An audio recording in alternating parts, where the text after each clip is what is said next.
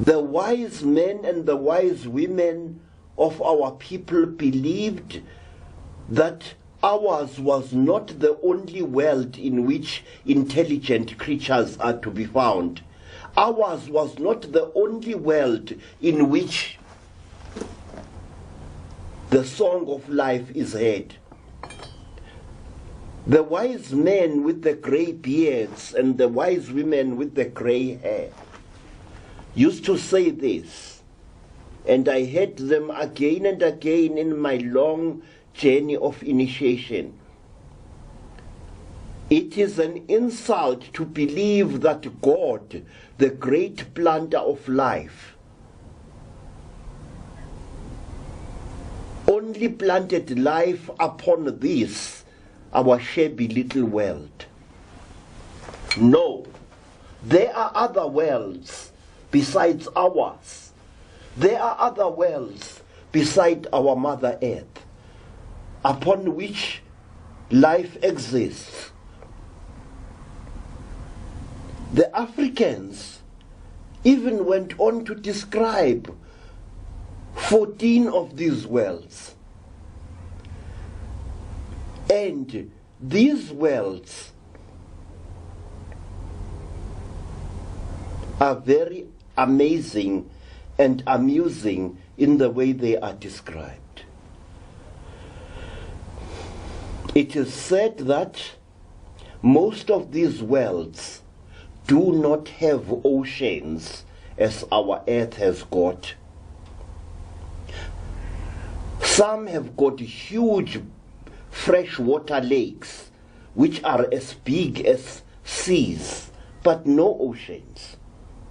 It is said that only 2 worlds are covered with salt water. The first one is the world of the normal, which dances around the star which white people call Sirius.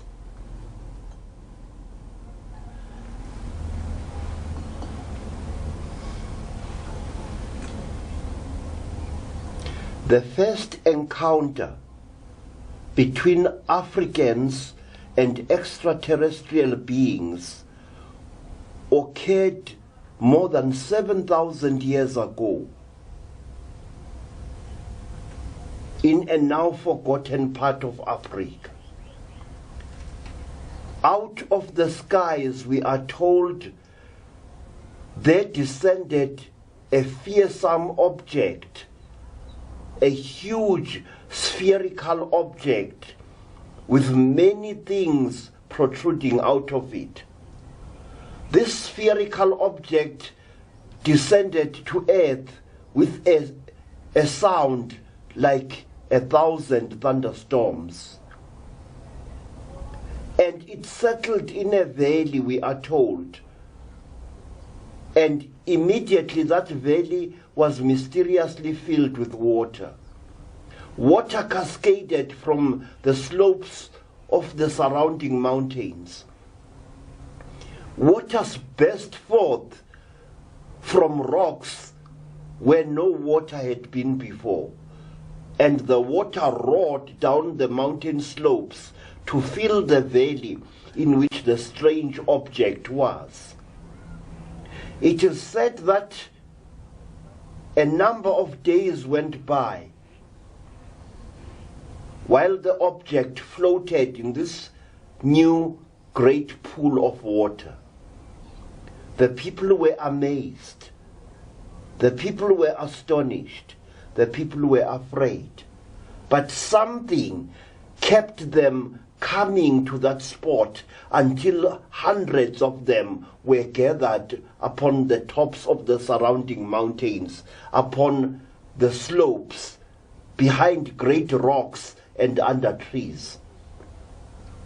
It is said that a door opened in this strange metallic sphere, and out of the sphere there came a long line of strange creatures that walked like human beings, creatures that had webbed feet and webbed hands, creatures that had the faces of fishes but the bodies of human beings.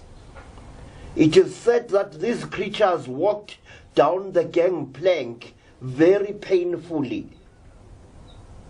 Each one of them was carrying a stick at whose top a light shone. Green lights, yellow lights, red lights, and violet lights.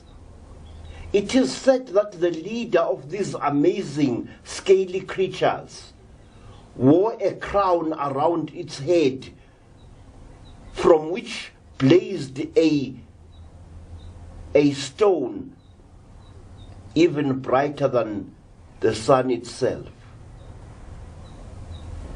And the leading creature stood on the gangplank while its followers swam in playful circles around the huge spherical craft. The leading creature lifted up its stick and its right hand, and it addressed the people as follows. People of this world, we are the Numu people. We come from the land of the star of Kiridau. We come from the star you know as the star of the red dog. Listen to our words, because we have been sent by a very high one in a high place to make certain truths known to you.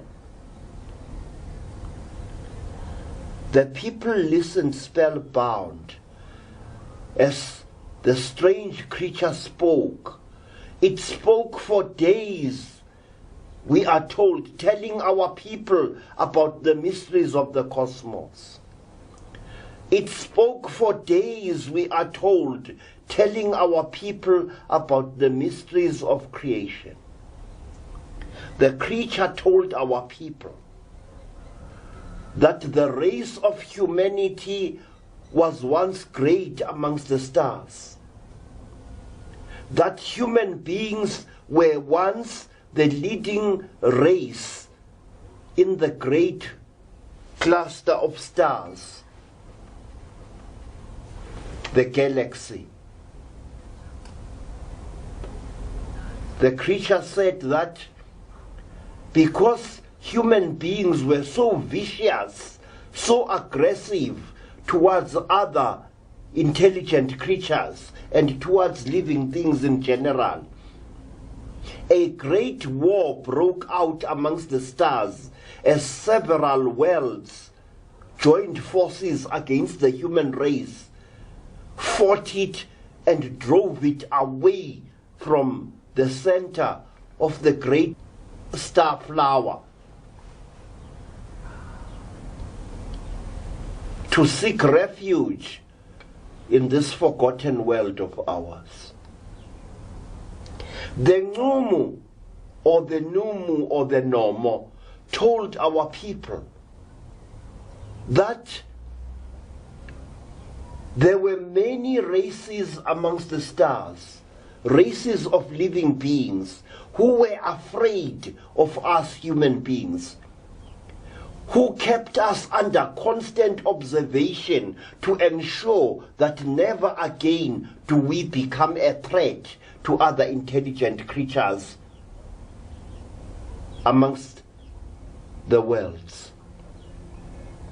The Numu or the Nomo told the people that if we human beings could get rid of hatred, if we could get rid of war, if we could get rid of disease, if we could get rid of selfishness,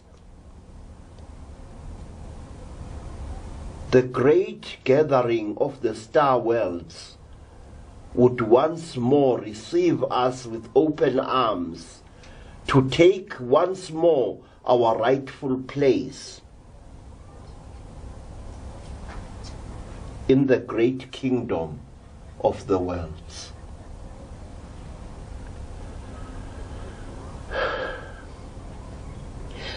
The Nqumu taught us that we must at all times respect the earth upon which we live.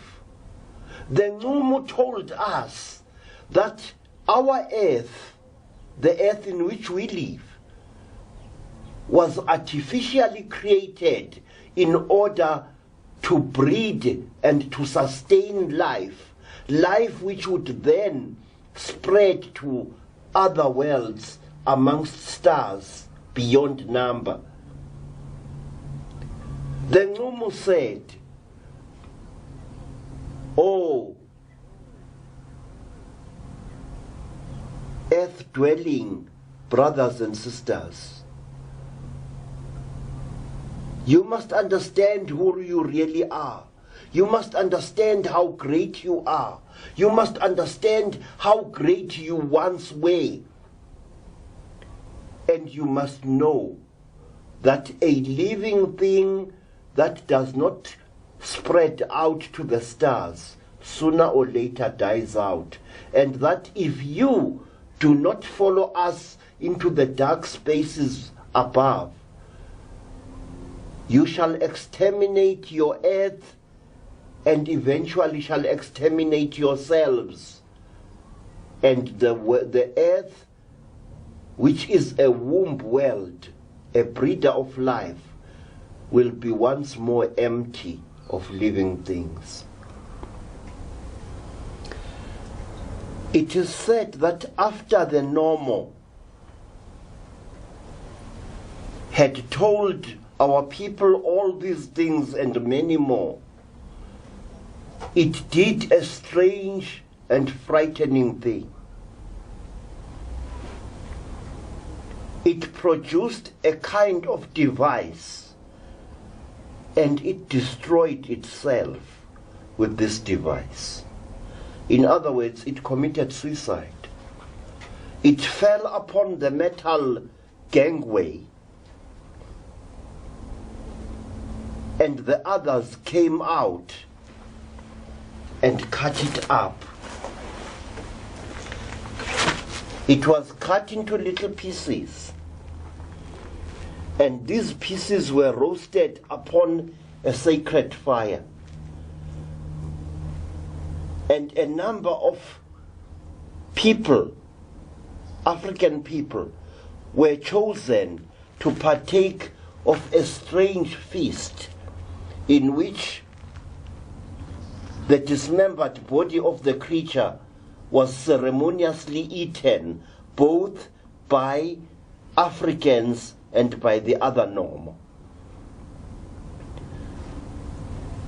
Then the dead normal was replaced by a female normal as the leader of the expedition. And this normal female said that by this gesture do we who come from the star of the red dog seal a pact between ourselves and you human beings. By this gesture do we promise this, that if you get rid of war amongst yourselves, if you get rid of arrogance and quarrelsomeness, if you banish disease and bid farewell to hunger and poverty, then we, the normal, shall return, and we, the normal, shall take you by the hand and lead you, human beings, to the throne of the stars. The normal people were seen once and once only and their ships never visited this earth again. We do not know why.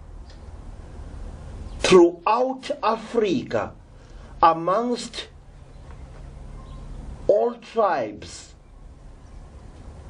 you find this incredible story of how a strange race of lizard-like beings came to us at the dawn of time and gave us knowledge which was astonishing. These beings left this instruction that although the human being is created to look for knowledge in all its forms, the human being must under no circumstances use that knowledge to destroy the earth in which it lives.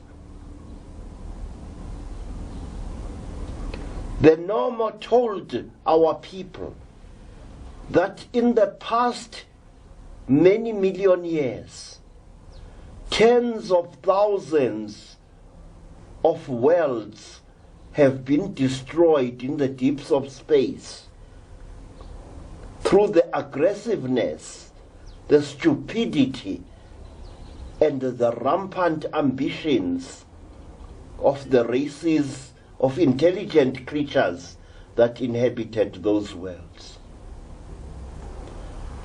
Take care that you do not, in your search for knowledge, destroy the earth which is your mother, said the Normo. The Normo's words made a lasting impression upon African people throughout Africa. Africans were not the stupids that some people today believe they were. Our people had knowledge of many things that they are not today given credit for by the world. But they kept that knowledge within very strict restraints. They knew about wheeled vehicles. They knew how to make a wheel, and in the language of all tribes throughout Southern and Central Africa, we have a traditional name for a wheel. In Zulu it is called isondo, the rolling bringaniera, the rolling object that causes another object to come closer. Then why did our people not build wheels? The answer is very simple. They feared that the building of wheeled vehicles might bring about the destruction of the earth.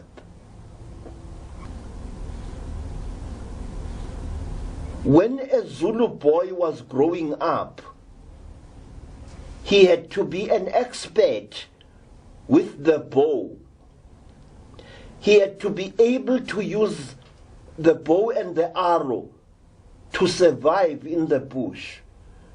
He had to be so good as to be able to bring down a running guinea fowl with one arrow at 20 paces or more. But the great laws of the Normo forbade the Zulu people from using bows and arrows in battle, even against an enemy armed with muskets and rifles, as the white settlers were. The laws of the lords of the Red Dog Star forbade us from killing our enemies with impersonal weapons. Our people knew about microscopes. This disc here has got tiny holes in it. These holes were filled with fresh water by the wise men who owned this necklace before me. And looking through this hole, when it is filled with water, at an object, the magnification is amazing. Our people could see germs. They could see bacteria. And they gave it a name, and they saw it through microscopes such as this. Now, when Zulus saw gems, they called them amagciwane, the most ultimate animals, the tiniest living animals. When the Basotho people saw gems through their water drop microscopes, they called them dinonokana, the tiny creeping tormentors. And when the Shangaan people of Mozambique and the Eastern Transvaal saw gems, they called them ntsongana, but they were forbidden by the great laws of the stars from using this knowledge in the same way that Western people have used their knowledge. You had to know certain things. You had to be aware of them. But God have mercy upon you if you tried to build them. Then you were executed by the king without mercy at all. The necklace that I am wearing now, which is known as the smaller necklace of the great mysteries, was made by a Bapedi family in the northern Transvaal just over 500 years ago. And when the blacksmith had finished making this necklace, he and his sons and apprentices were all executed by being flung down a mine shaft to their deaths. Why? Because the secret of shaping Vedite, the secret of shaping and drilling through this very hard stone, the secret of engraving the copper here, had to die with that blacksmith and never exist on earth again. Today, many nations ridicule the African as a creature which never made any contribution to civilization. That accusation is false, racist, and should be rejected with contempt. Your religion can enable you to reach the stars, but your religion also can act as a powerful chain that restrains your creativity. It was so with us Africans. We were not isolated from the rest of the world. Traders came to Africa in ships, and they traversed Africa in land vehicles. In caves in the Sahara Desert are shown paintings of men riding chariots. Wheeled vehicles were no stranger to us Africans, but we were forbidden by our religion from building them. The people of Africa have been coexisting, really coexisting, with alien beings from the stars for tens of thousands of years.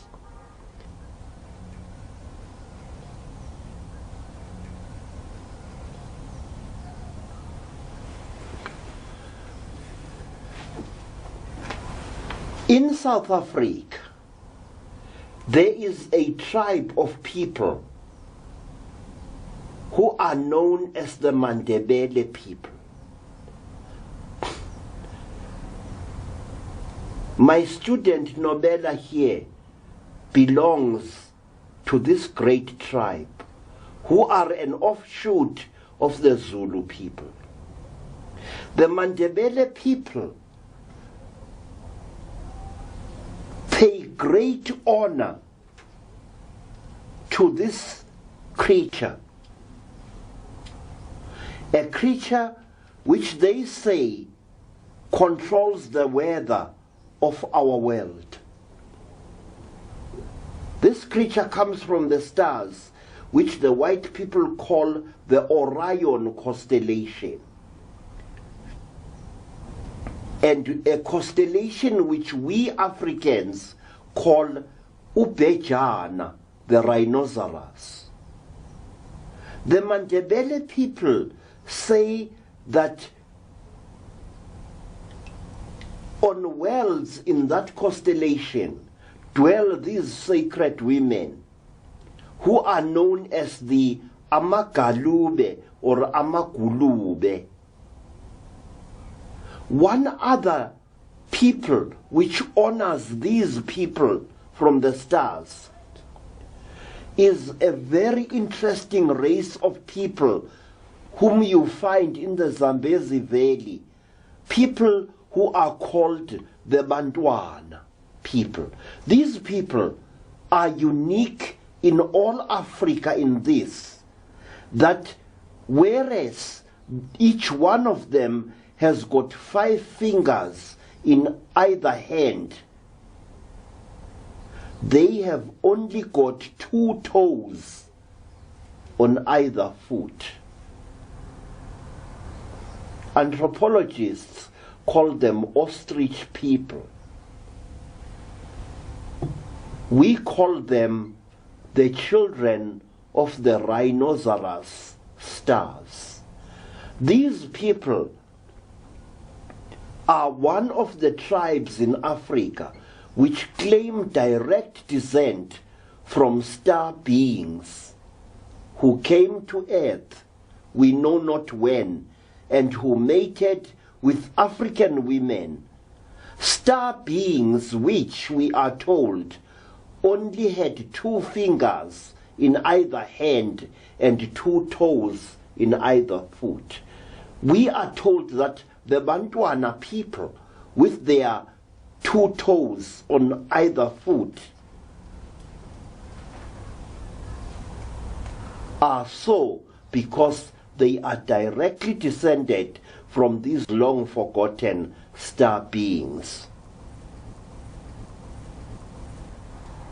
The word Kariba is the local corruption of the word Galube or Gulube, and the people of Kariba, the Tonga and the Tonga Ilas, also honor these creatures, the Galube. They believe, like the Mandebele, that these creatures control the earth's weather. That if the rain falls, it is because they, by some magic means, have turned it on. If there is a drought, it is also believed that the Galube are responsible. So closely did Africans coexist in many parts of Africa with these creatures that at one time it became a fashion for kings and queens in these countries to try and make themselves look as close to the Galube in appearance as possible. The kings of these peoples used to wear headdresses which were round to give their heads an appearance of being larger than they really were. And they used to paint their eyes with black paint to make their eyes long and slanted and large. And in the land of these peoples, a chin like that, like this creature has got, was regarded as an object of beauty. As far up the African map as Nigeria, at one time you found bronze heads from Nigeria portraying living kings, but whose features had been deliberately distorted to make them look as close to the Galube creature as possible. May I point out another very interesting thing, that in the land of Egypt, at the time of Pharaoh Akhenaten, Egyptians also portrayed themselves to resemble the Galube people. They portrayed themselves as having long, thin faces, chins exactly like that, and large, shaven heads. In fact, Akhenaten's wife, Nefertiti, wears a headdress which is intended to make her head larger than normal. And in ancient Greece, or rather classical Greece, there emerged a great ruler called Pericles, who also wore a helmet on his head, which made his head look abnormally large. And it became a fashion at that time amongst the Greeks to believe that the larger a person's head was, the more intelligent that person was.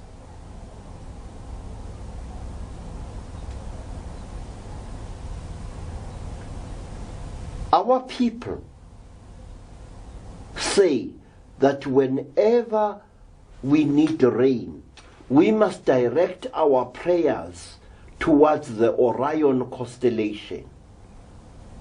We must at all times keep praying for rain and for a good harvest.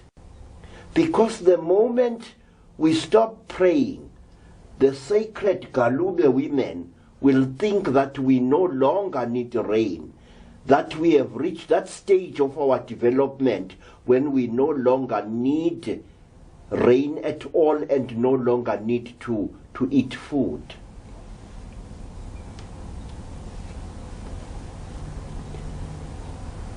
Let me end this talk on this subject of the Galube, that at one time I and a number of men and women in the land now called Zambia saw one of these sacred creatures. We had been called that there was a strange creature walking around in a certain place near the Kafui River. The creature looked as if it was lost, or rather, it looked as if it was looking for something. And because whenever such an apparition makes itself visible, people immediately call a medicine man or woman, or a number of them. We were called there. The creature was tall, just over 7 feet high. The creature was definitely feminine. It had a long neck and a very large hairless head. The creature had very long, slender arms, but it wore a long robe which hid its legs. and it moved with a strange gliding motion across the landscape from one clump of trees to the other one.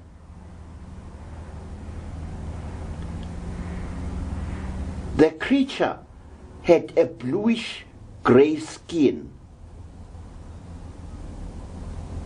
It moved through the long grass and then disappeared. After that, we all underwent a ceremony of purification because we had seen one of the holiest beings in Africa. The most hated, most despised, and most feared star creature in all Africa.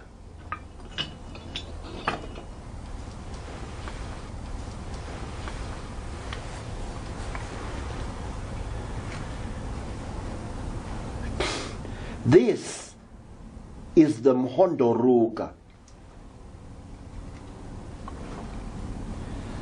This is the creature which our people believe is the very personification of cold-blooded destructiveness and evil. This creature is completely alien. It has no limbs worth noting. It has no legs. It has no features that we can recognize except a pair of fearsome eyes on either side of a strange snout. The creature's head is always covered in a metallic helmet, and the creature moves along the ground like some kind of slug. Its forepart lifted above ground, about 9 feet above ground, and its hind part dragging like a snake behind it. This creature on soft sand leaves a heavy impression which once you have seen it, you will never forget it. The creature is very heavy because where it has moved on soft sand, it leaves a mark, and I've measured it, a groove exactly 18 inches deep.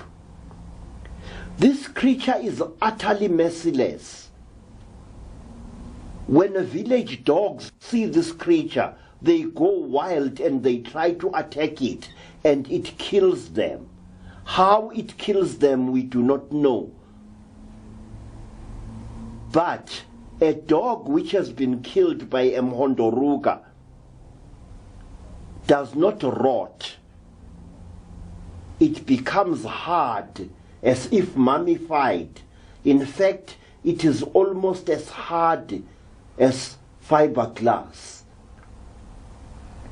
The dog becomes a hard shell which makes a hollow sound when you strike it with a stick or with your knuckles. In the course of my career as a sangoma, I have seen 4 dogs which the Mhondoruga has killed. The name Mhondoruga means the weaver of war. And whenever this creature is seen anywhere in Southern Africa, our people believe that it is an omen of great war to come. In 1958, I was in the land called Rhodesia, when a great friend of mine, a tribal chief called Rikai Tangwena, called me saying that we should go to the site where a Mhondoruga had been seen only a week before. We traveled there, Chief Rikai, myself, 2 of my friends, and several other people, and we arrived at the place. And an amazing sight greeted my eyes. A dog was shown to us, a dog from one of the nearby villages. The dog was lying on its side under a tree. The dog was completely hairless. It was dead, and its body was as hard as a board.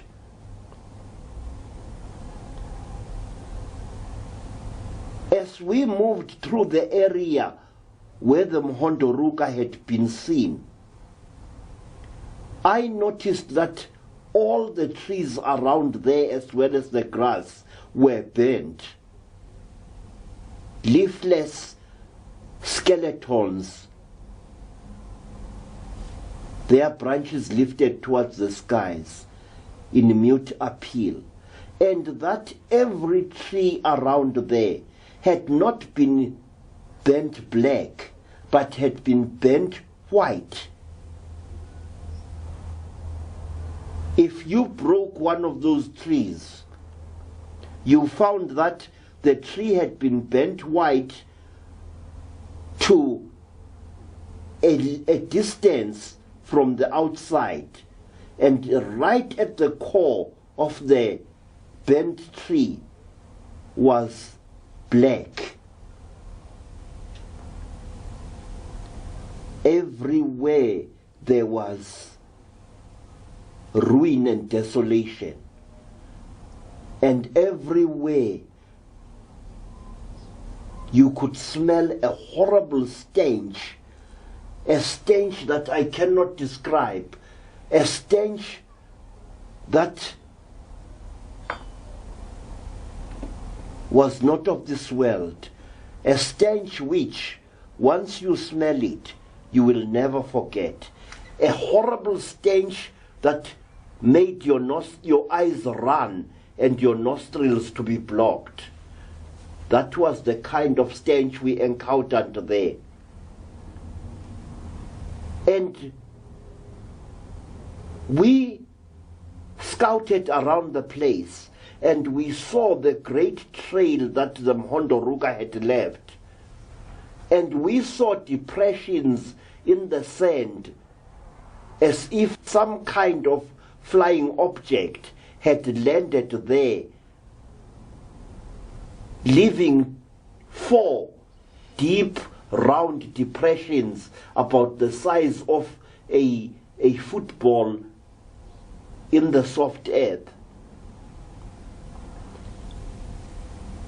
And the people with me, the people of the Mashonan as well as Makaranga nations, told me that this meant that a great war was going to break out in Rhodesia, and they were right.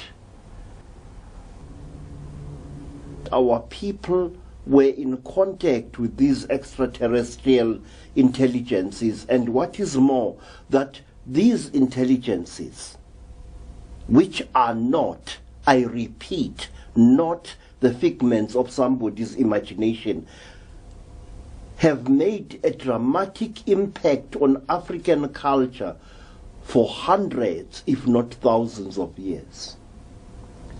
I have spoken about the sacred creature known as the Nomo. I have spoken about another sacred creature known as the Galube. Now, let me speak about a few more of these remarkable entities from the stars. And I shall choose from this group of little sculptures that I made. I have chosen this fellow here. Now, this creature is the most comical, most amusing and amazing space creature known to us Africans. It is well over 12 feet tall. It is very thin. It has got a pointed head and very ridiculous-looking features. This creature has been seen all over Africa by thousands of our people, and it has been seen by thousands of our people over many, many, many, many decades and centuries. The Zulu people used to mistake this creature at first for a ghost, and so they called it Munywi, which means the dead person. One day, King Shaka, that very aggressive emperor of ours, saw a trio of Munywi shadowing him and his army while he was moving south towards the land of the Pondos, just beyond the Umzimvubu River. King Shaka immediately ordered a butho, that is a platoon of warriors, to give the Munywis their marching orders. In true Zulu style, the Zulu warriors charged at the tall entities with assegais flashing. The entities paused, grew even taller, and then turned tail and ran. Now, there is nothing that a Zulu loves more than an enemy who runs away. And the Zulus were very excited. With loud shouts of Mayete, they went after the Munywis. Earthmen armed with spears chasing entities from God knows what faraway star. And when the Munywi saw that the Zulus were gaining upon them, they stopped with their backs towards the Zulus, and through tubes that protrude between their buttocks, they released a horrible stench, a terrible smell that caused the Zulus to faint. Afterwards, these poor Zulu warriors suffered from cracks all over their bodies, on their lips, between their buttocks, on their private parts, and between the toes of their feet, as well as the fingers of their hands. It took a young healer to save these Zulu warriors. And he was the man who fathered my mother.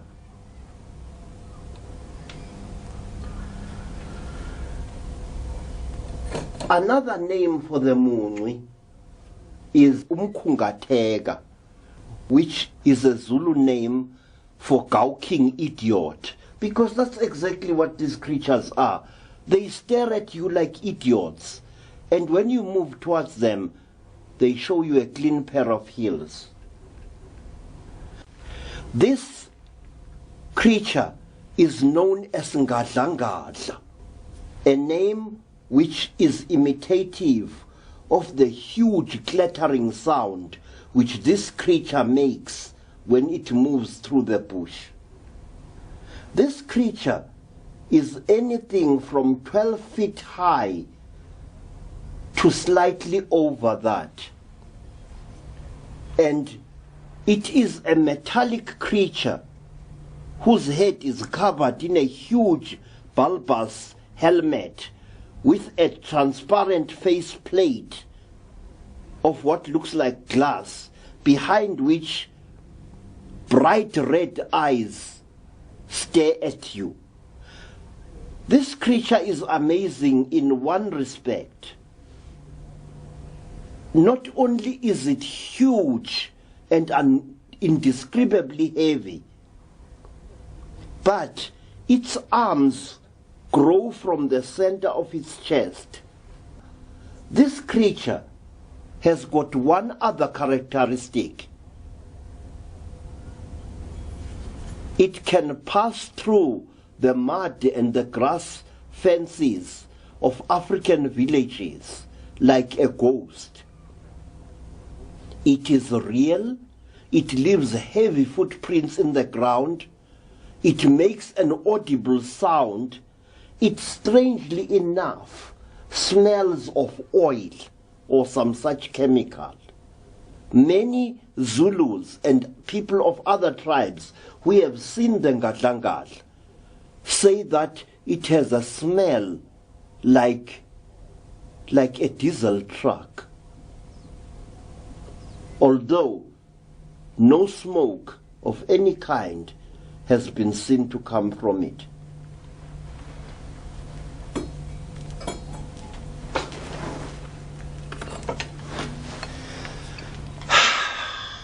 Meet Chimombe, the man of iron.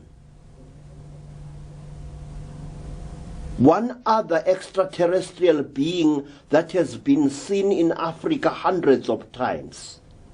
This creature here has the distinction of being worshipped in many African countries as a god, but it is a space-faring entity. It looks for all the world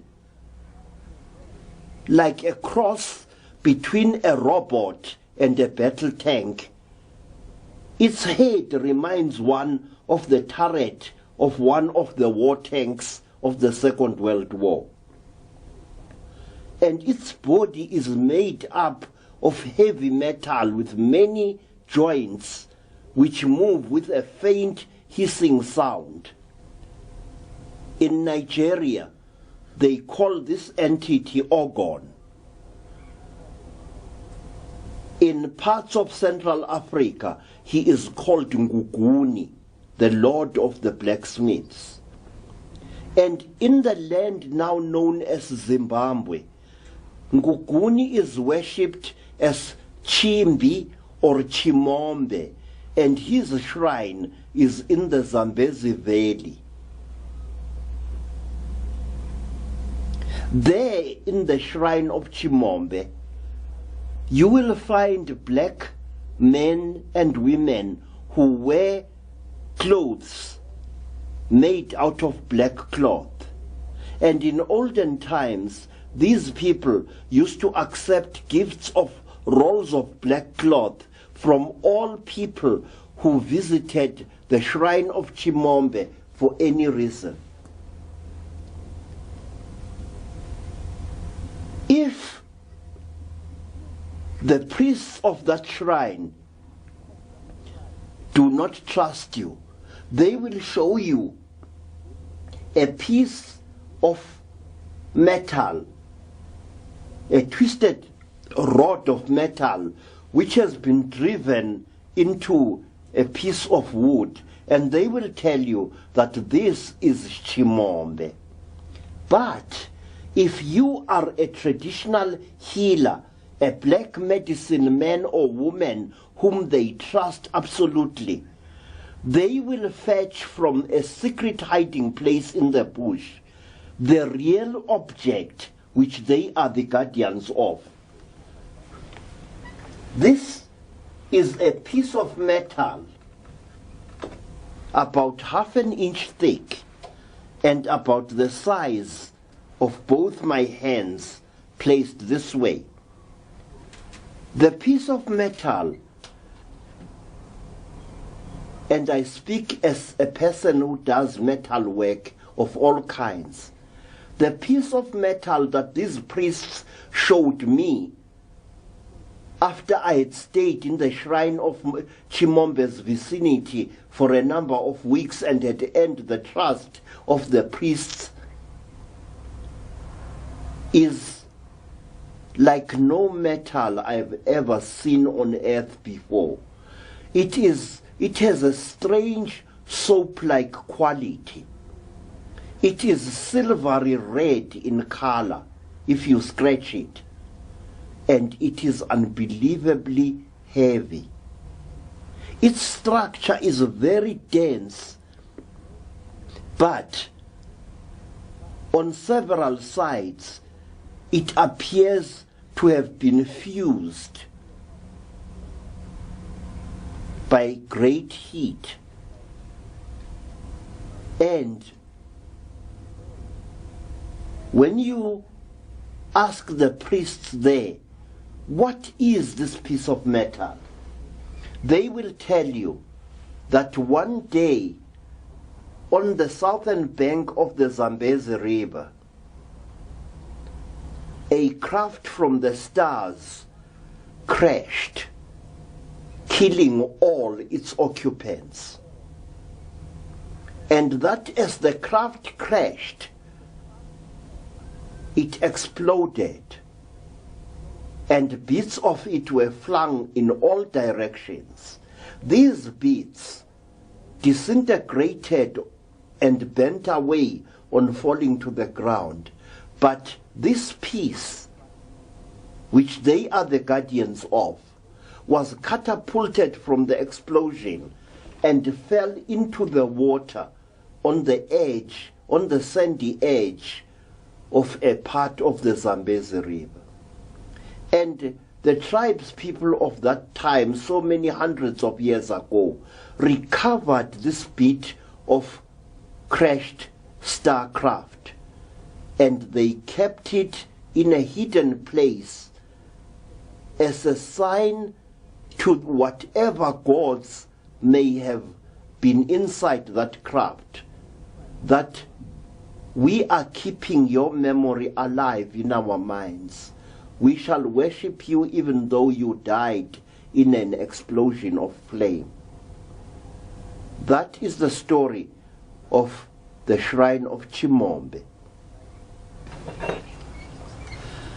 Now, I wish you, honorable friends, to meet a very friendly gentleman from beyond.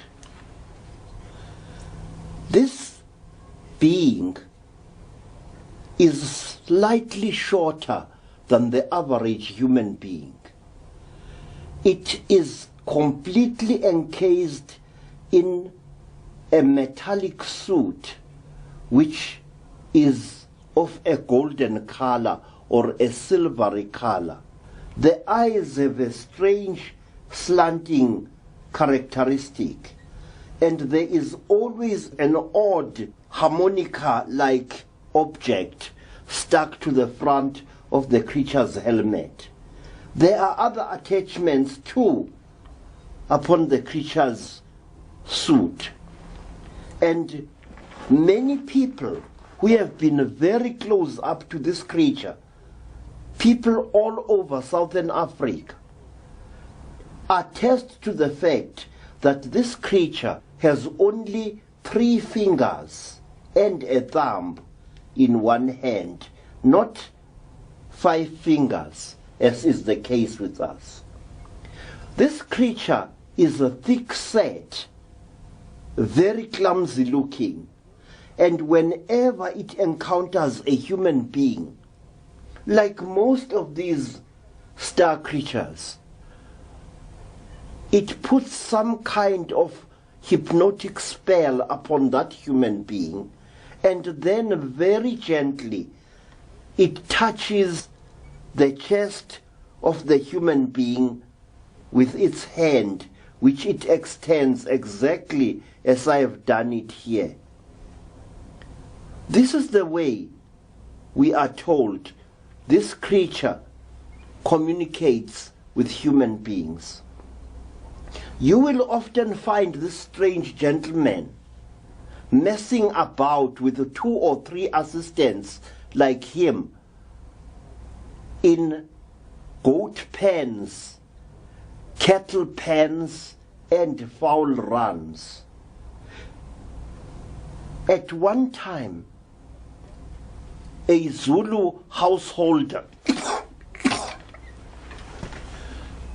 caught a number of these creatures,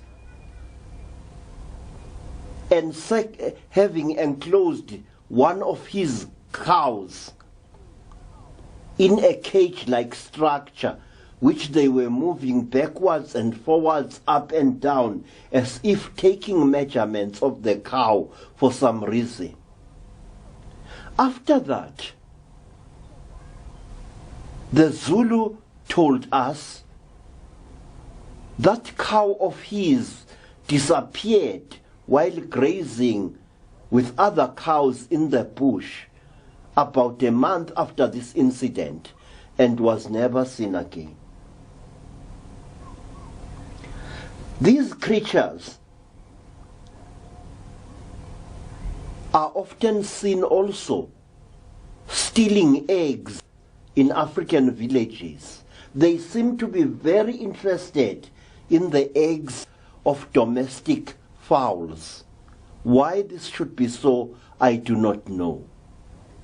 But this is something that I have encountered many times in my career as a sangoma, that strange humanoid metallic entities with spherical heads are often seen stealing eggs in African fowl runs. This creature is known by the Zulus by the comical nickname of Ndeyiza, which means Lord Big Round Head. And one tribe in Transkei knows this creature as Mvondini, which means ugly fellow. Now, wait a minute. Many mysteries occur not only in Africa but in other parts of the world, and so connect two separate or more continents together. In Australia, Australian Aborigines portray again and again a creature more or less like this. A creature with large friendly eyes, no mouth, head and shoulders and legs, and they call it a vonjina.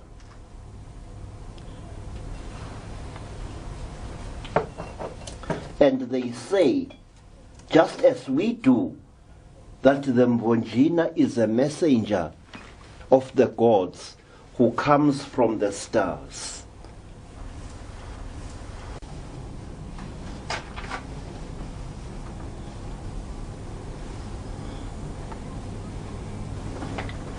Yeah, yeah, oh, yeah, ooh, yeah, yeah, ilelio, moo,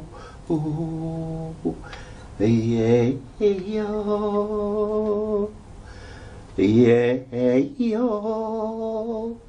yeah, yeah. Ay lelio kairo, ye yo, osio, ye yo, ilelio kairo.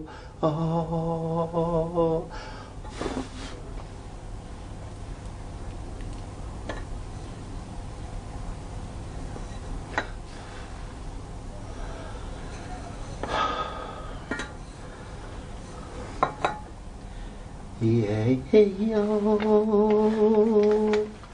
oh, yeah, yo, oh, lilio, moo, asio, amarabeku, yeah, yo, ilelio, Mara.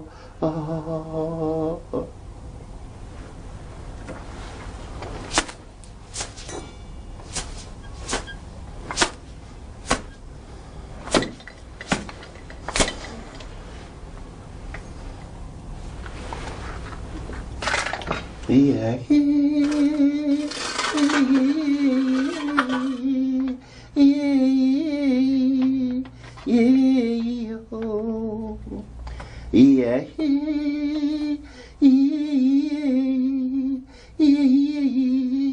Amaravio, yo, yo, yo, oh, ilelia,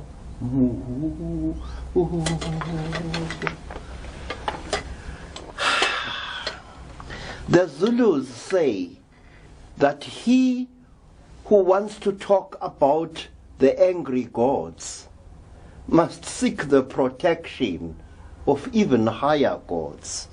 That he who wants to backbite a crocodile must first make friends with an elephant. The thing that I'm holding in my hands here is known as the blade of Shilumi. The hilt is a later addition, but the blade is literally thousands of years old. This thing that I'm holding in my hands has been used in many strange rituals by our people when faced with extraterrestrial intelligences. If a creature from the stars is found dying in the African bush, the law says you must finish it off with this and send its soul off into the great void for reincarnation.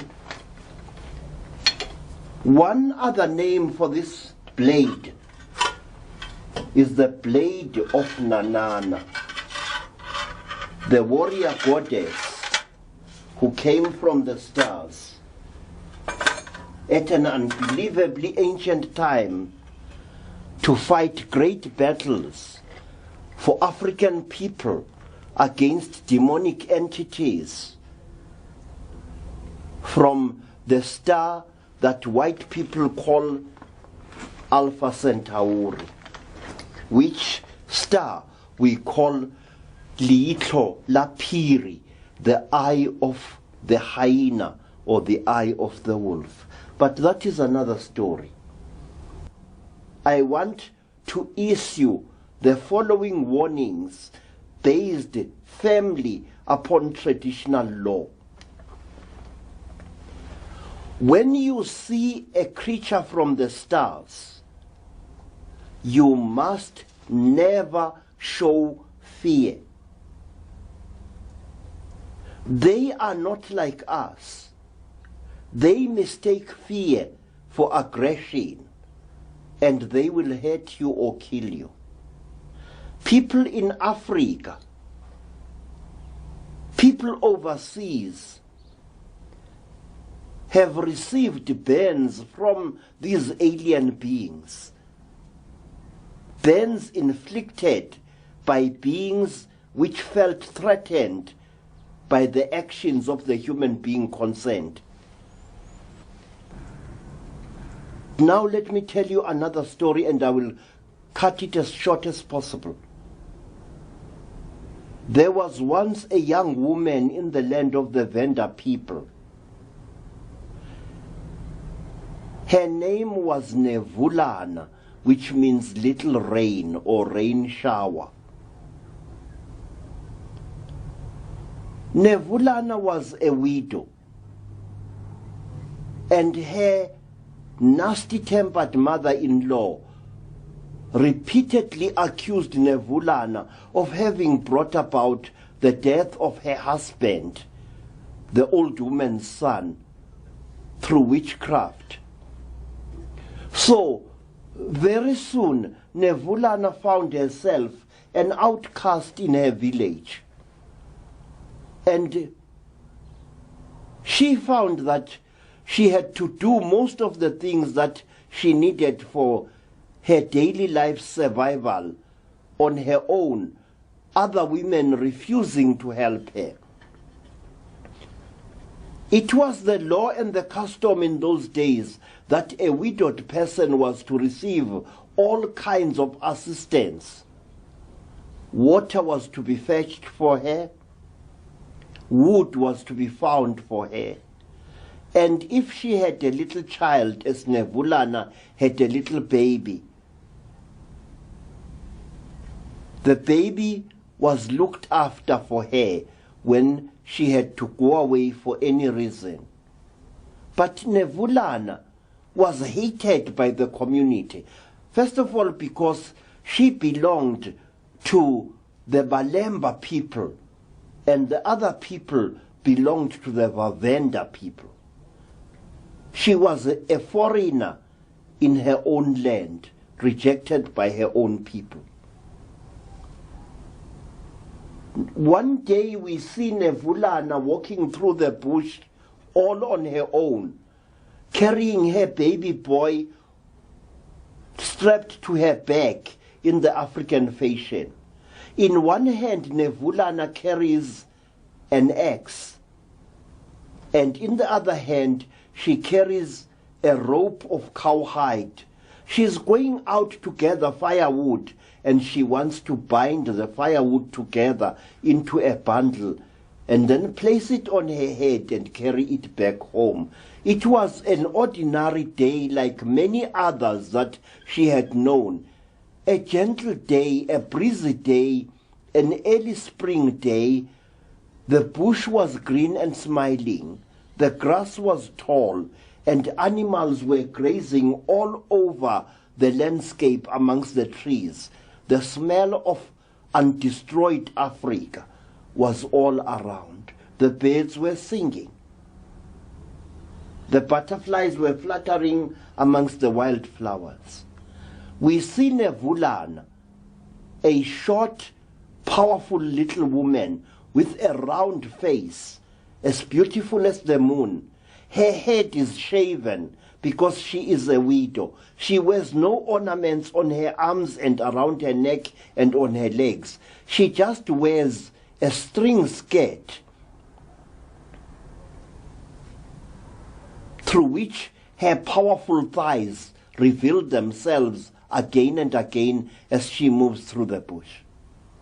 Her eyes are large, alert, the eyes of a laughter-loving woman, and there is something enticing about the shape of her rather full lips. Balobedu women are known throughout the land of the vendors for the great beauty of their faces and figures, and Nevulana was no exception. In the far distance, Nevulana saw an old tree, a dry hardwood tree which was slowly dying. She wanted to climb up that tree, chop down some of its branches, and tie them together for firewood and take them home. So she saw a rock under a green thorn tree, and she removed her baby from her back, and spreading the tarry baby carrying skin on top of the rock, she laid her little fat son to sleep upon the flat rock, and then she strode away towards the old dry tree, and very soon she was about to swim after it like a little ape to cut down the branches when a puff adder was in front of her. Its terrible hissing sending a sound of menace over a wide area. But Nevulana was a true daughter of Africa. She was not frightened of a snake like a puff adder, deadly though this snake is. In her hands she held her dead husband's battle axe, and with this weapon she made short work of the puff adder. With one skillful throw, she struck the snake just behind the head, completely decapitating the reptile, and then, without wasting another glance upon the dying monstrosity, she was up the tree and she was hard at work chopping down branches from the dead tree.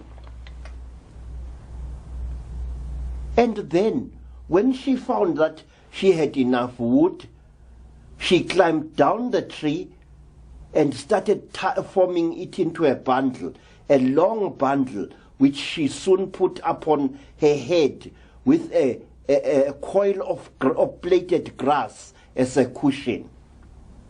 We see her coming back from the old tree, moving like a goddess through the long grass. We hear the swish of the grass and the song of the birds all around her. She moves. We see the sweat upon her face and upon her breasts. We see the glimmer of sweat upon her shoulders. She walks through the long grass towards her baby. And then, "Aye, what is this?" The cry is wrung from her lips, and she throws down the bundle of wood, and she stares at a strange spectacle that is taking place under the green thorn tree where she had left her baby. Her baby boy is sitting up, all 1.5 year mischievous bundle of him, and he is playing, but he is not alone. He is playing with one of the most fearsome creatures that Nevulana had ever seen in all her life. The creature looks like a human being. It has a bluish-gray skin. Its head is round like an egg, and its eyes are unbelievable. They are large and round, like clay cups out of which old men drink marula beer. They have large split pupils like those of a cat. The creature has got no nose practically. Its mouth is nothing but a little slit above a pointed chin. The creature has got a thin neck and long, thin limbs. It is covered from head up to neck in a material that gleams in the sunlight, and it is wearing footwear of some kind, and it is playing with the little Venda baby. These two very dissimilar creatures are playing with a number of bright stones upon the flat rock, and they are as happy as two fishes in the Zambezi River. Nevulana screams with shock. She dashes forward to snatch her baby away from this little demon that she sees sitting on a pointy backside facing her child. She must get her child away from that thing. And as she moves forward, a hand restrains her. A long, bony hand, bluish-gray in color, with claw-like nails. A hand whose skin gleams like that of a reptile of some kind. A hand covered with tiny, tiny scales like a little fish. A hand whose fingers have more joints than those of normal human beings. Nevulana nearly fainted when this long alien hand was placed upon her shoulders. But she was a true Balubedi woman. She overcame her fear and spun around to face a tall creature, certainly a female, with a huge head like that of a large clay pot, smooth and hairless, large round eyes, bright yellow with split pupils, stared at Nevulana. A mere mockery of a nose with tiny nostrils, a slit of a mouth in which the Venda woman could read no expression. "Who are you?" cried Nevulana. "What are you? Let go of me." A voice spoke in Nevulana's mind. The voice said, "My sister, please allow our offsprings to play together. I know that you creatures of this world are dominated by fear, but see, your baby and my baby do not fear each other. Please allow the children to play. Do not disturb them. Come." The alien creature put a long arm around Nevulana's ample waist and gently but firmly led her away from the two playing children. There, both mothers, an earth woman and an alien from God knows what star, stood watching as the children played.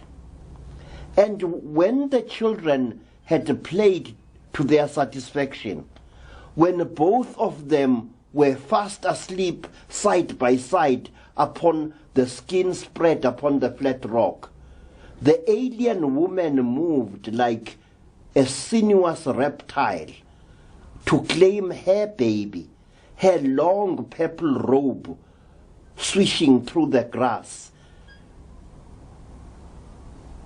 One long alien leg with two knees, and not just one, revealed through the slit of the long robe. The woman said, "Mother of this world, please now claim your child.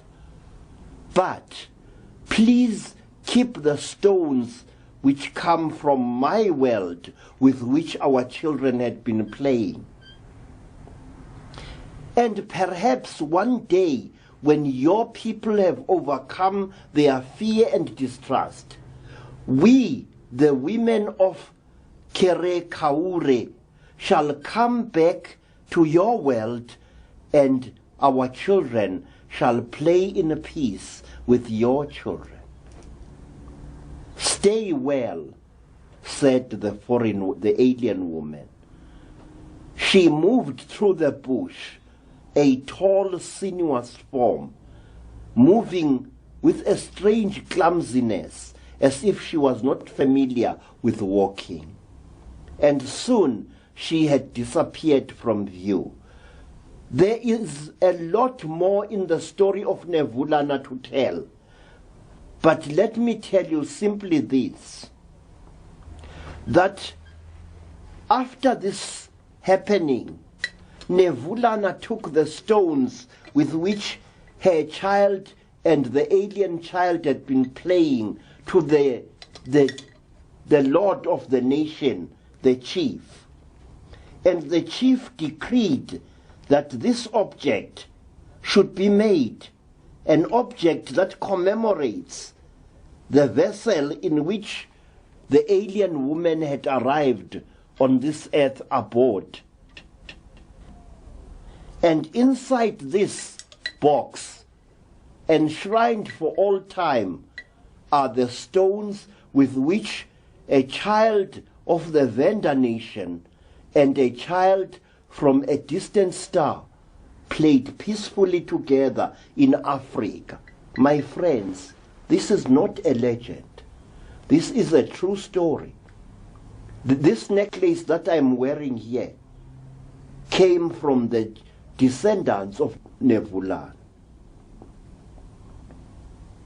When people started burning elderly people to death in the land of the Vendas, a wise man fled to my home in Soweto, carrying this necklace and other precious things with him. And he gave me custody of this necklace, saying that if I died without leaving a successor, then this necklace, the necklace of 1,000,000 years, the necklace of 1,000 mysteries, must be buried below my corpse, so that no one will dig it out except the gods from the stars to whom it is dedicated. Thank you.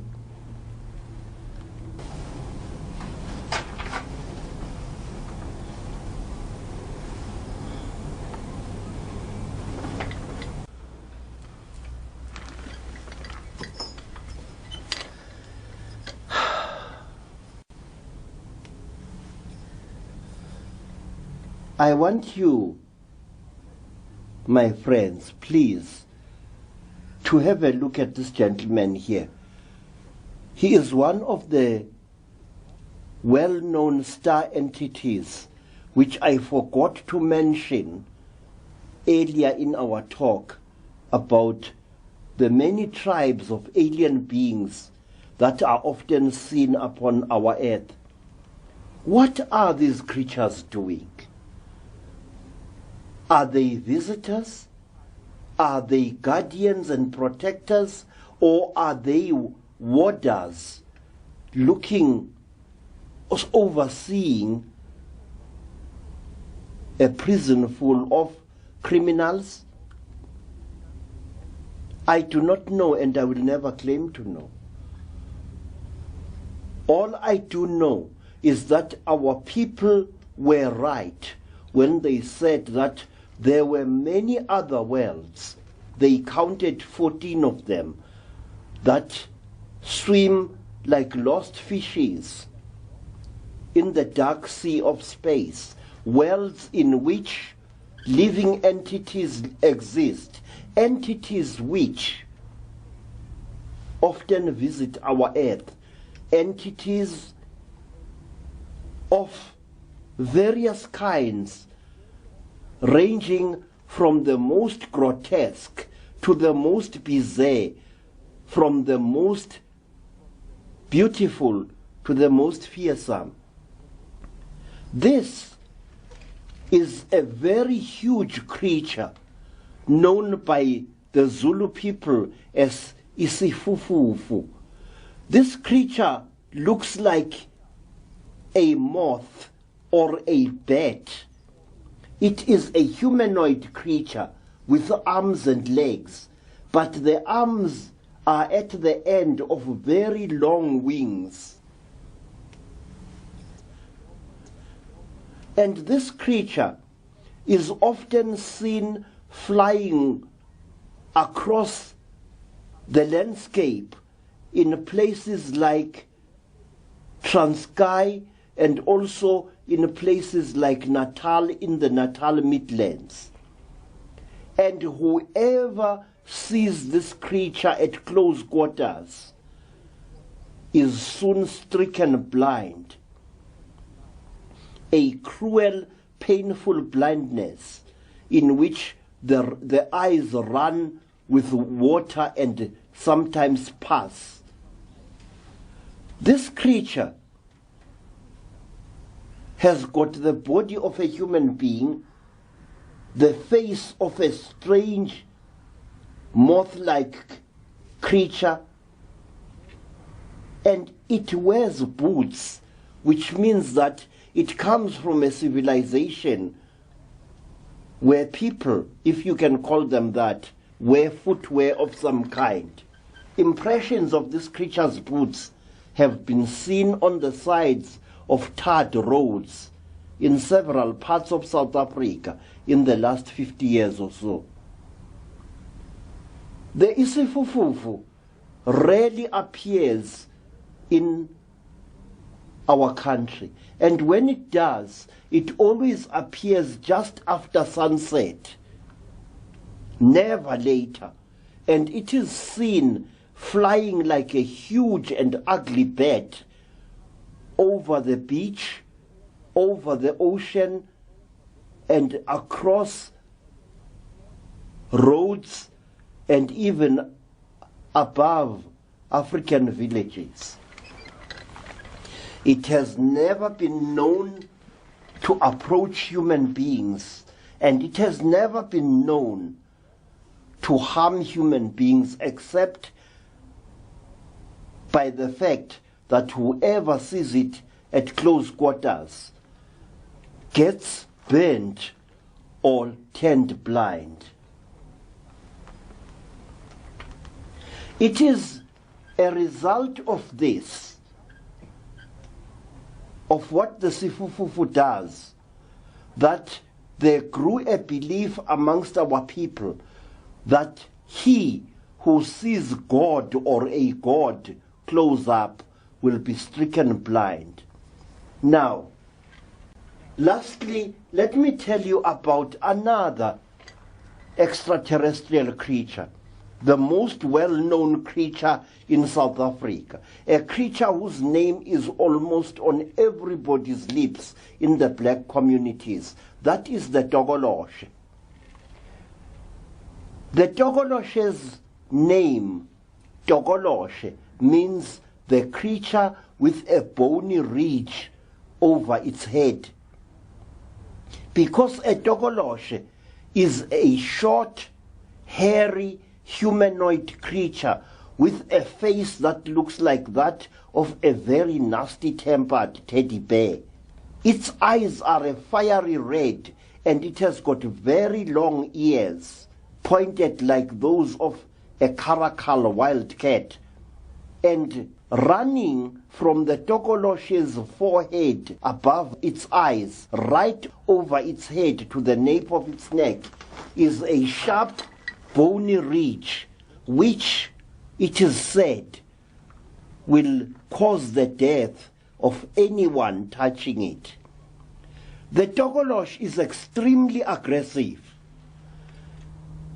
It loves to waylay and beat up men who walk about at night, and it loves to use the man's own walking stick to beat the stuffing out of him. The Togoloshe loves children. It reveals itself to children and is often found playing with them. But that is as far as the Togoloshe's good behavior goes, because it loves nothing more than to sexually assault and even to rape women. Throughout Southern Africa, in urban as well as rural areas, our people raise their beds almost 3 feet high above the ground on bricks and on paint tins filled with earth. The reason for this is to avoid being molested by a Togoloshe, to protect the sleeper from mischief done by the Togoloshe. Though why any self-respecting Togoloshe would fail to get at its victim on a bed, I do not know. But what is interesting is this. Belief in the Togoloshe extends throughout Southern Africa and also to the Pacific Islands, where in olden days you found Polynesians building their huts on stilts, as high as Africans lift their beds on bricks and on tins. And when you asked the Polynesians, why did your ancestors build such houses? They tell you that they are protecting themselves from a hairy animal which is very aggressive. And when a Polynesian described to me what the creature was that they feared so much, his description was word for word the description of a Togoloshe.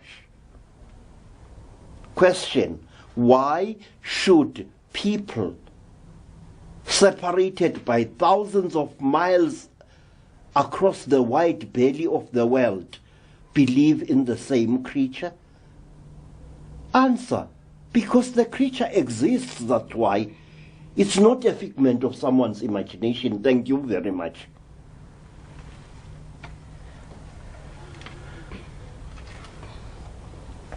Our people say that tokoloshis are in themselves not mischievous, but they become evil, especially when they get under the influence of a sorcerer who then uses them to terrorize people. And in the course of my career as a sangoma, I have met many people, some of them sporting severe injuries, who said that they had been injured by a tokolosh. And sometimes this injuring by this creature had occurred in front of many witnesses. A person who has been molested by a tokolosh becomes completely mad for about a year or so, and then the madness disappears. Many times, more times than I care to number, in the course of my career as a healer, as a sanusi and a sangoma, I have encountered many men and women, some of them sporting quite severe injuries, who had been injured by the entity that we call the tokolosh. The tokolosh always appears after a sipuputega craft, which white people call a flying saucer, has been seen in the skies above the community. Tokoloshes always turn up then in all their aggressive glory. And at certain times, a tokolosh will go out of its way to inflict injury upon children, especially children who have reached or about to reach puberty. A tokolosh will terrorize a whole boarding school full of girls or boys, scratching their backs, inflicting injuries upon the children on their thighs, on their backs, and on their faces and stomachs, injuries that look for all the world as if the children had been scratched by a very aggressive cat. Usually, the scratches show that the creature which inflicted them had 3 fingers on its hand. And when we were young as children, we were often scratched this way, on our heads, tufts of our hair torn off, leaving bald spots, and our bodies itching all over from mysterious scratches which needed urgent herbal treatment to cure, otherwise they turned very, very deadly, septic and deadly. I remember in the year 1946, a community of black people was terrorized by an entity which was known as Mapunapuna, the Naked One. Mapunapuna was a tokolosh with a huge round head and an enormous penis, and he made himself visible to women and to girls, scaring the wits out of them, happy to see them run. What happened to Mapunapuna and where it went, I shall never know. But very recently in South Africa, another extraterrestrial entity, known as Pinky Pinky, had put in an appearance. And these entities always put up an appearance at certain times when dramatic events are about to take place in the country. I do know from experience that whenever there is there are several sightings of a Togolosh, there is always trouble of some kind in the offing. There was a rash of Togolosh sightings and terrorization just before the Second World War. There was another just before the Durban riots of 1949. And there was another rush of such happenings before the tragic events of Sharpeville in March 1960. And let me tell you this, that just before the Soweto riots of 1976, 2 Mhondoruka creatures were seen moving through the long grass on the edge of Zola Township, which is part of the great Soweto Township complex. These creatures were seen by over 20 people, some of them residents of the township and some of them mere passers-by. And they were seen in broad daylight in the late afternoon just before sunset. And the sighting lasted almost the greater part of an hour.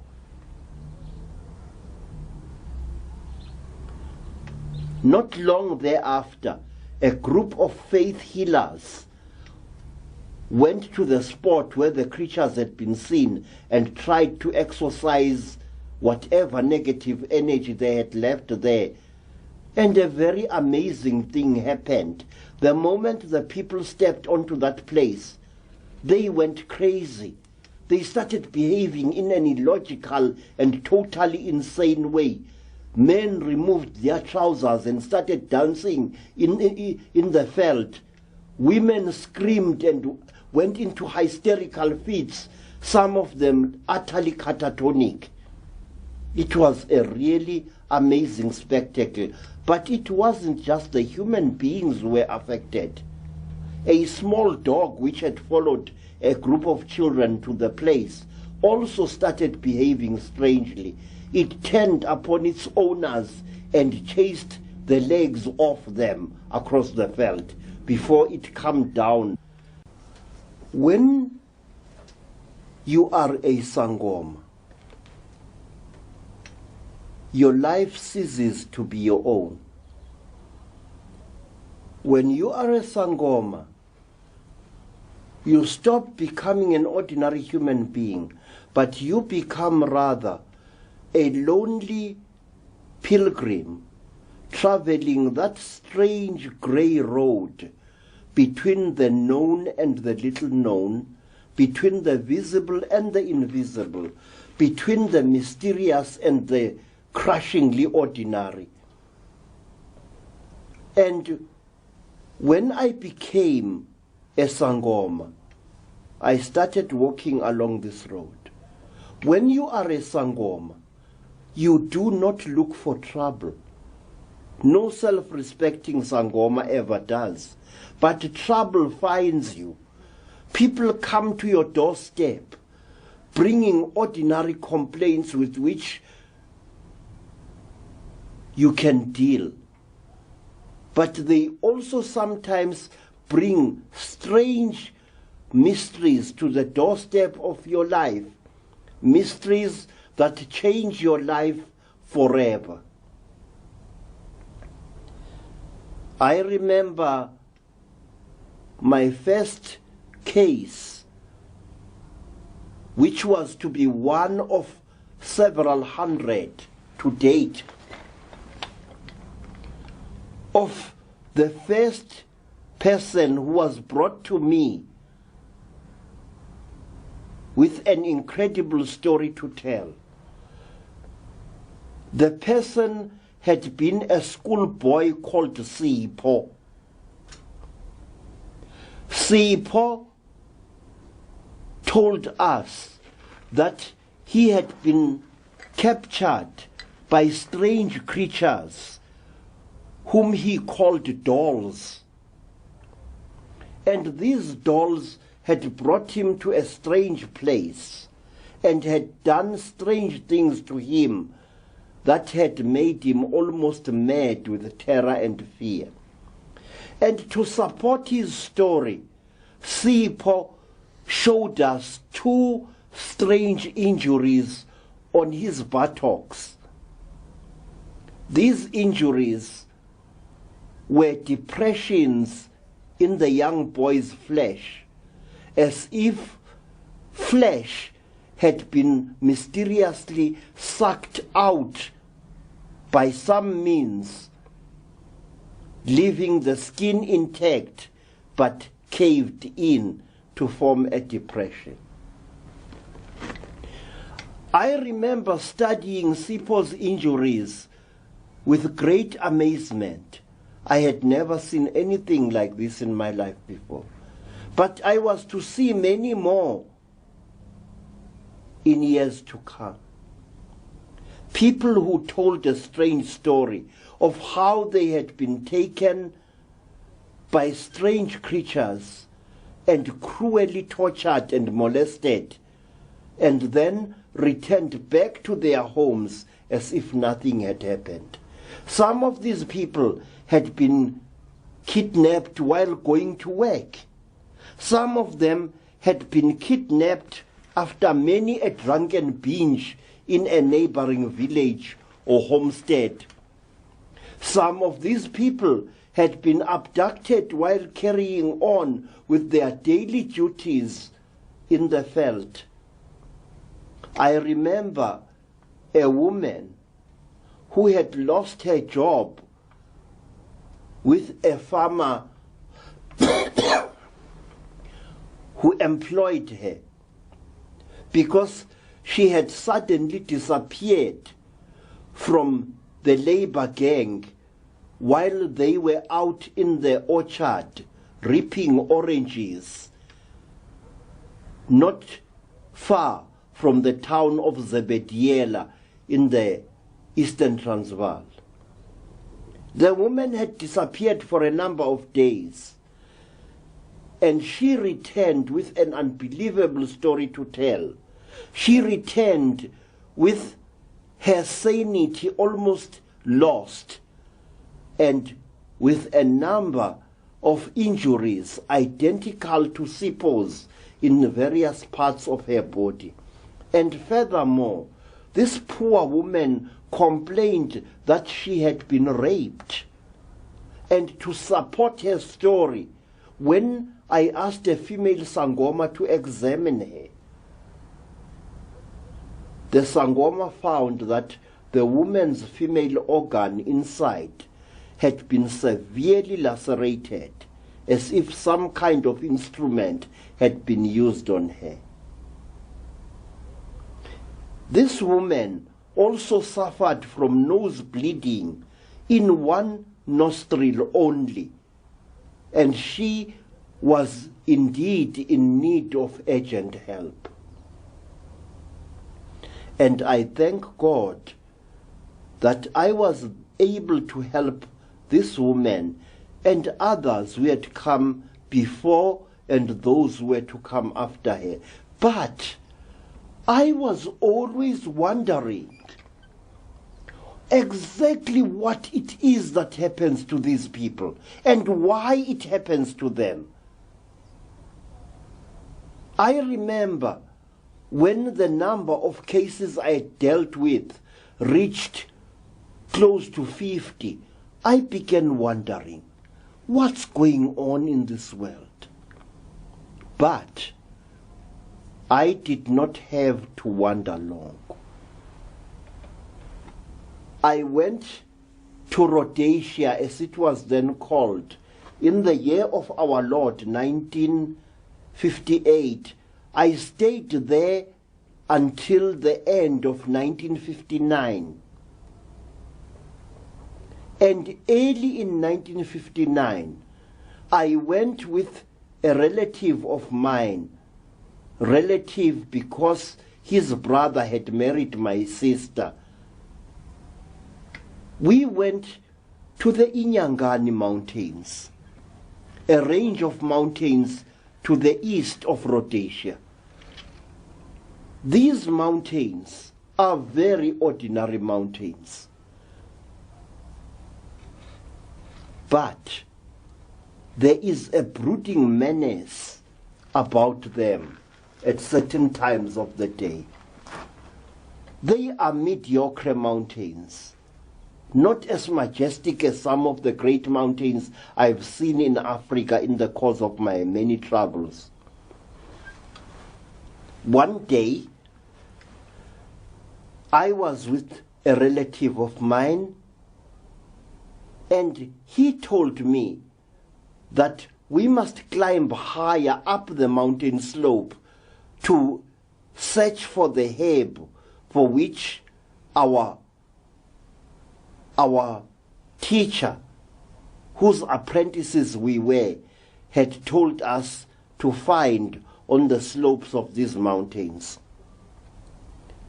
I refused to go higher up the mountain because I was already suffering from a chest condition that made me lose my breath every time I tried to negotiate a mountain slope. So I stayed on the ground, and I went into dense bush in search of this herb. I saw a clump of this herb not far away, and I made a beeline towards it. I never reached it. A strange blue mist fell all around me. It was like a blue haze, a bright blue haze that seemed to fill the whole land all around me. For a few amazed moments, I looked at the landscape through this strange, shimmering blue haze. And what happened afterwards, I do not know. I regained consciousness to find myself lying upon what looked like a metal working table, a smooth table of grayish silvery metal, of the type that engineers and metal workers work upon. But this table was like no table I'd ever seen before. It was more like a counter, such as one would find in a supermarket. But it was of solid metal through and through. I was lying on top of this thing, and I was naked. And the fact dully registered in my mind. It was as if I was under the influence of some kind of drug or spell, in that I observed all these things with a strange detachment. I was just lying there on the table, not moving a muscle. I was on my back. And then all around me was this strange haze, a turquoise blue haze, or a curtain of transparent turquoise blue material. I do not know. And beyond this haze, I dimly saw that I was inside a room that looked like a railway tunnel, a small half-round room which curved away towards an unseen corner. This room was so small and so low that although I am a short person, my head would have reached almost to the roof of this very confined space. And then, through that strange haze, I noticed many designs made in black upon certain parts of this room, if I may call it that. I even saw a door partly hidden by the curvature of the place in which we were. I was.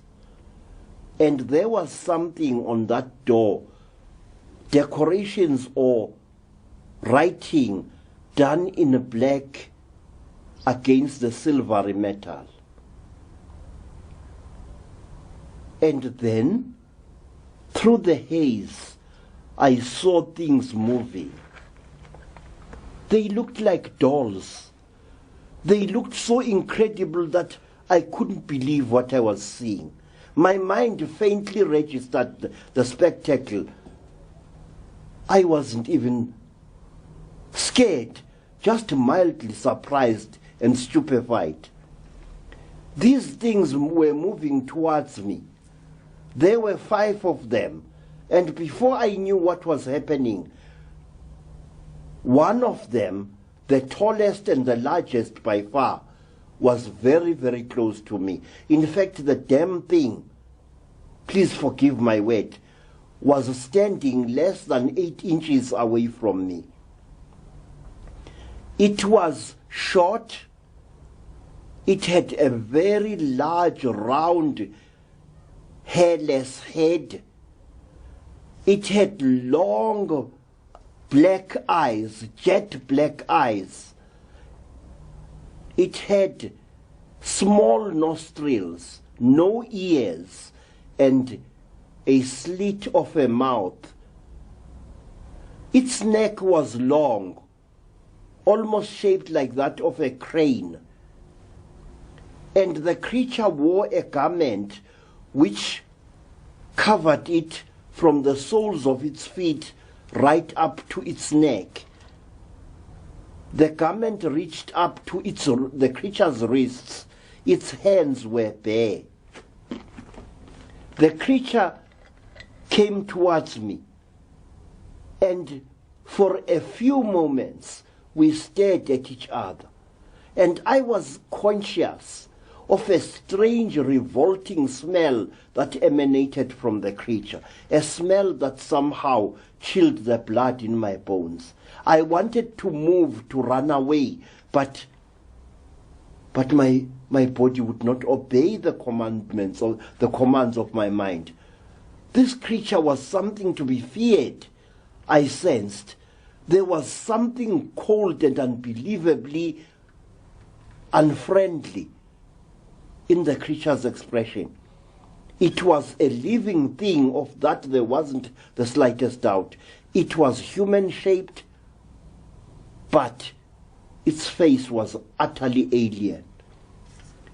For a moment we looked into each other's face, the creature and I, and then I noticed something. That the long black goggle-like things that seemed to cover the creature's eyes were really a kind of goggle. And behind the goggles, one could make out the creature's eyes, split pupilled and round. And I wasn't given enough time to dwell upon what I was seeing. As the other creatures came all around me, and the next moment a terrible scream was torn out of my lips as a burning pain seared into my thigh. I turned my head, forcing it to turn, and I saw that one of the creatures had buried something that looked like a flexible cable in my left thigh, and the pain was horrible. And even now, I remember that and much more with a shudder. But the agony did not end there, because the next thing that happened was that one of the creatures, a creature which looked very strange and unbelievably old, I noticed that its skin was peeling here and there, exposing a sort of a pinkish underlayer. There were peels of skin around the creature's mouth, near its left temple, and very close to where its ear should have been if it had been a human being. This creature pushed something into my nose, my right nostril, and there was a burst of pain that was so excruciating that I don't know whether I screamed or not. It was a maelstrom of agony. It was a storm of anguish. After that, my body just became numb. I could feel the creatures doing more painful things in parts of my body. They drained something from my organ of manhood, subjecting me to a deep feeling of horror, shame, and terror. And they did all this with a purposefulness that was almost blood-chilling.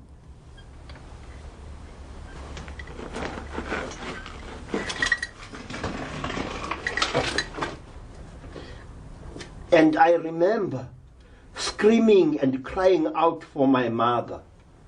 And the creatures didn't care what I was saying. They took absolutely no notice of what I was undergoing. To them, it was as if they were doing a job. Like surgeons dissecting an ugly monstrosity on some table. To them, it was a duty of some kind, a duty which was attended by a desperation and an efficiency that was literally out of this world. I remember, after what seemed like an eternity of hell and pain, I remember that the leading creature placed its hand upon my mouth, patting my open, screaming lips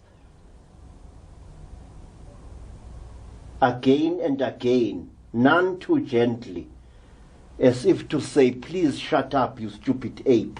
Can't you see we are busy? There was, if I could have read only a trace of expression or compassion in those cold, grayish-blue alien faces, I would have understood. But their faces were totally unreadable, and they said nothing. They only seemed to communicate with each other in a series of squeaks and rattling sound and hisses. I remember that in the group there was one of them which took my attention more than all the rest. This creature was wearing a grey silvery garment. But that was not all. It was also wearing a recognizable cap with a visor, a cap of the type that schoolboys used to wear in some schools, a round cap with a little peak like a duck's beak in front. I noticed this and it amazed me. What were these creatures? And when the tallest of the creatures finished petting my mouth, I assumed stupidly that my agony was over, but it was not. Because when human beings or strange creatures like those are busy torturing you. You are in extreme pain. Your pain knows no description. You cannot run. You are utterly captive and helpless. And these things are doing to you exactly as they wish. But when they stop torturing you, when they stop plunging things into your body, things that you don't even understand. Many times I wanted the creatures to tell me what they were torturing me for. What had I done? But they did not even say a word. They did not even make a single recognizable gesture of apology to me. They didn't. They just went about whatever they were doing. These creatures looked exactly like this. They are the type of alien creature that has been known and feared throughout Africa for generations. This creature is about 3 feet tall. It looks for all the world like a child who is on the last stages of dying of malnutrition. It looks exactly like this, and it has a strange smell which once you smell it, you shall never forget it.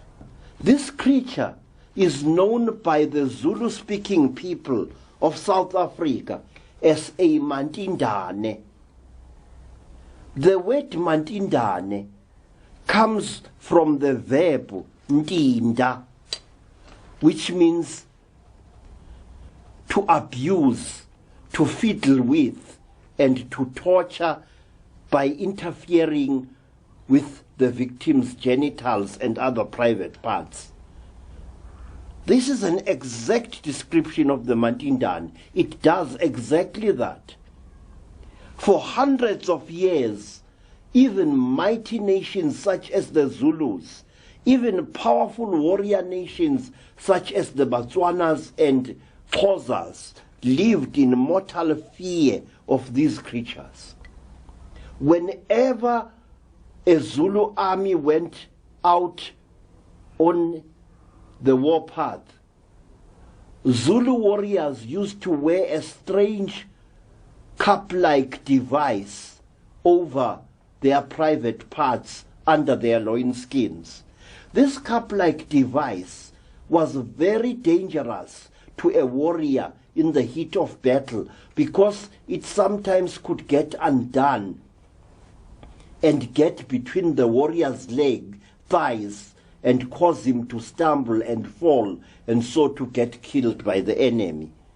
But the Zulus were so afraid of having their semen stolen by the Mantindane that they found this type of inconvenience acceptable rather than that they should face the trauma of having things done to them by these beings. There is a huge tradition involving the Mantindan, the tormentors of the human race. But let me tell you this. Mantindanes are so real that you actually can eat one. And Zulus sometimes crack a joke. When you have done a Zulu a very great favor, the Zulu will sometimes say to you, "My friend, I don't know how to thank you. I should rather slaughter a Mantindane in your honor." Now, that strange statement hides an actual practice which is still being carried on in many parts of Southern Africa today.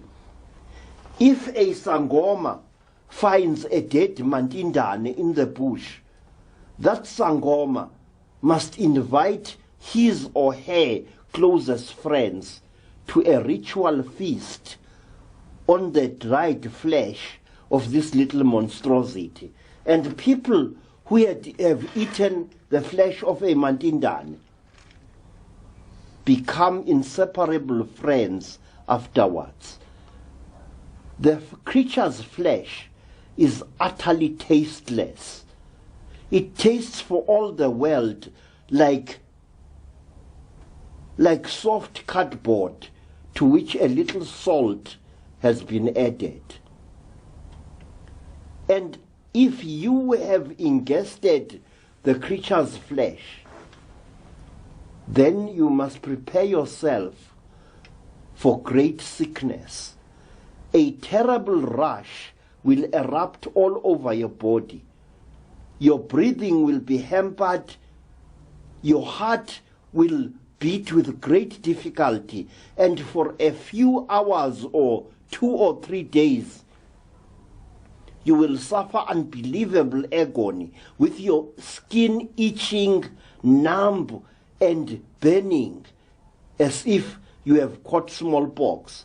And you will come within inches of death itself, an agonizing death. And after that, you will be overcome by an unbelievable ecstasy, an ecstasy that no words of mine can describe.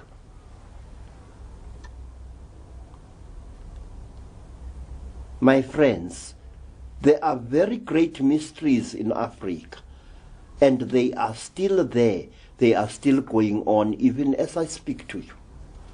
I will not dwell on this subject much longer, but let me tell you this, that after the Mantindane had finished torturing me, I assumed that my agony was at an end, but I was wrong. Because out of somewhere there came a very, very strange creature. A creature which shocked me all the more because it was amazingly human. The creature looked like a woman, a woman of very short stature, a woman with unnaturally golden hair which looked as if it was made of fine metal wire. This woman had designs or tattoos of some kind on her forehead and on her chin and just below her neck.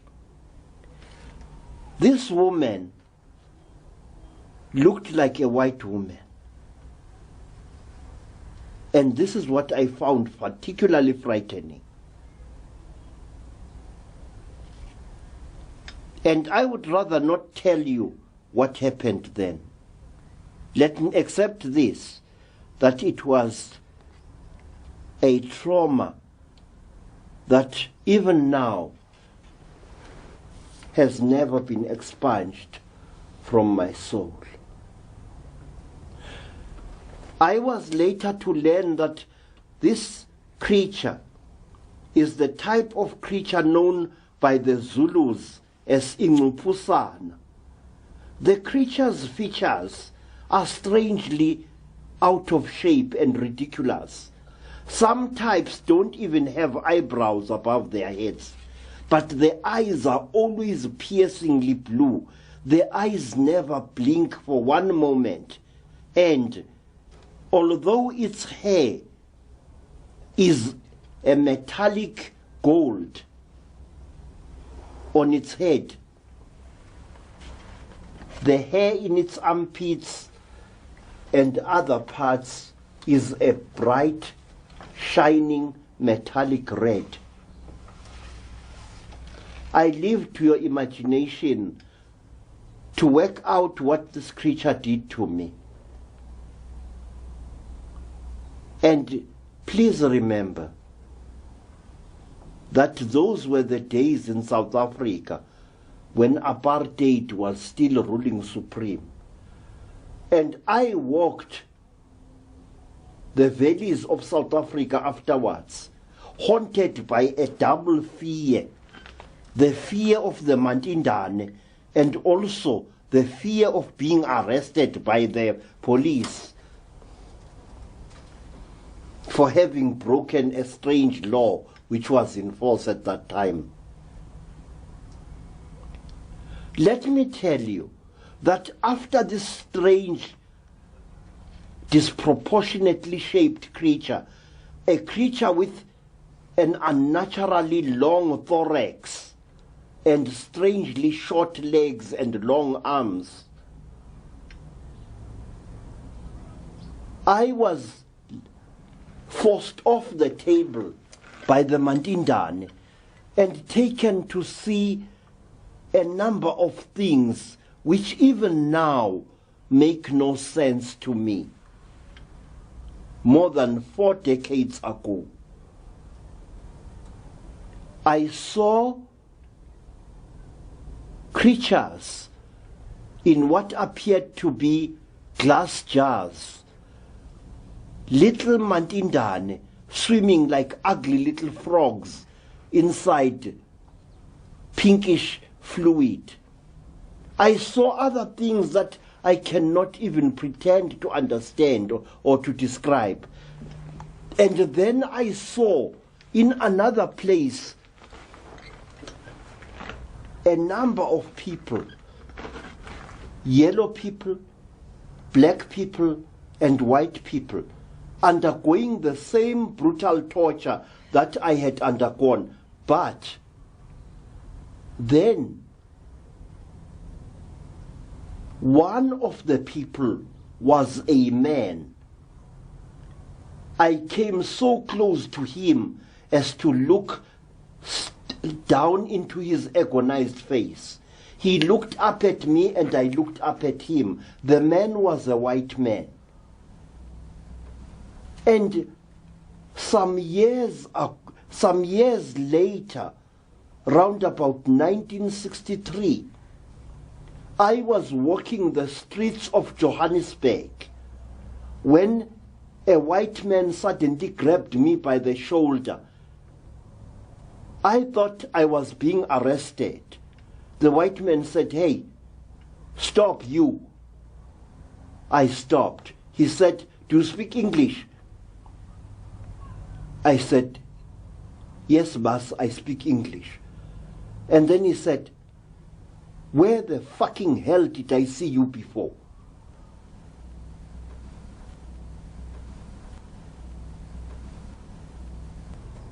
"Where did I see you before? Where?" I said, "I don't know, boss." He said, "Listen, don't bullshit me, man. Where did I see you before?" I said, "I don't know." He said, "Were you in Rhodesia?" I said, "Many times, boss." And then he looked at me for a long time, his lips trembling. It was obvious that the man was on the very brink of total insanity. There was a wild look in his grey eyes that chilled me to the core of my soul. His lower lip was trembling and there was spittle on it.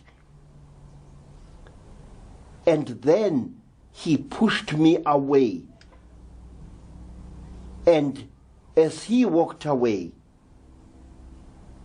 he said, "Stupid kafir, we were in hell together." Those words shall ring in my mind for as long as I live. Stupid kafir, we were in hell together. On the corner of Elof and Marshall Street, in the year of our Lord, 1963. The white man recognized me just as I recognized him.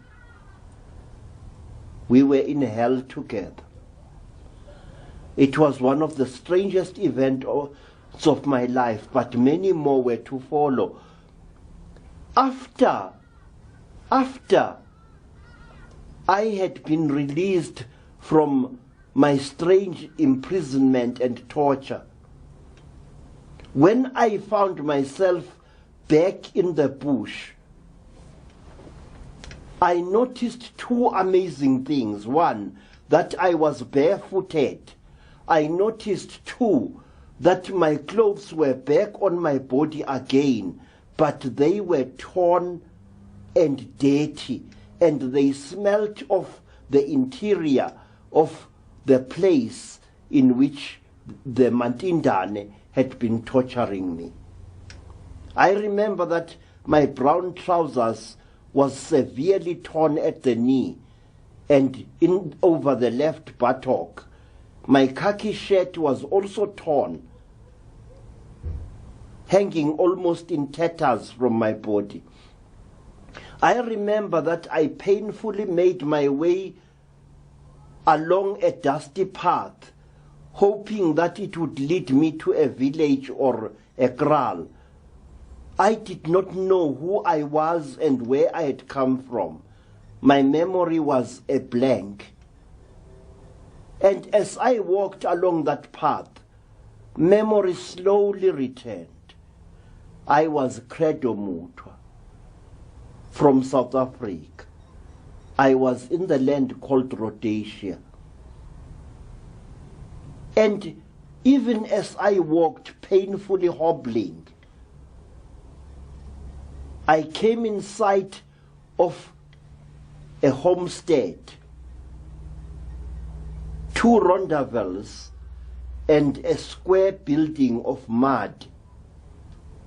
And as I approached the homestead, two dogs came at me like thunderbolts.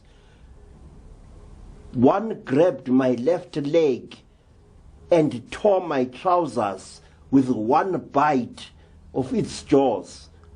I fell to the ground and feebly tried to fight off the dogs, but the animals appeared bent upon murdering me, and I did not wonder, because I smelled strange. A strange alien smell hung over my entire body. I was grey and ashen, as if I had rolled in an ash heap for a number of days.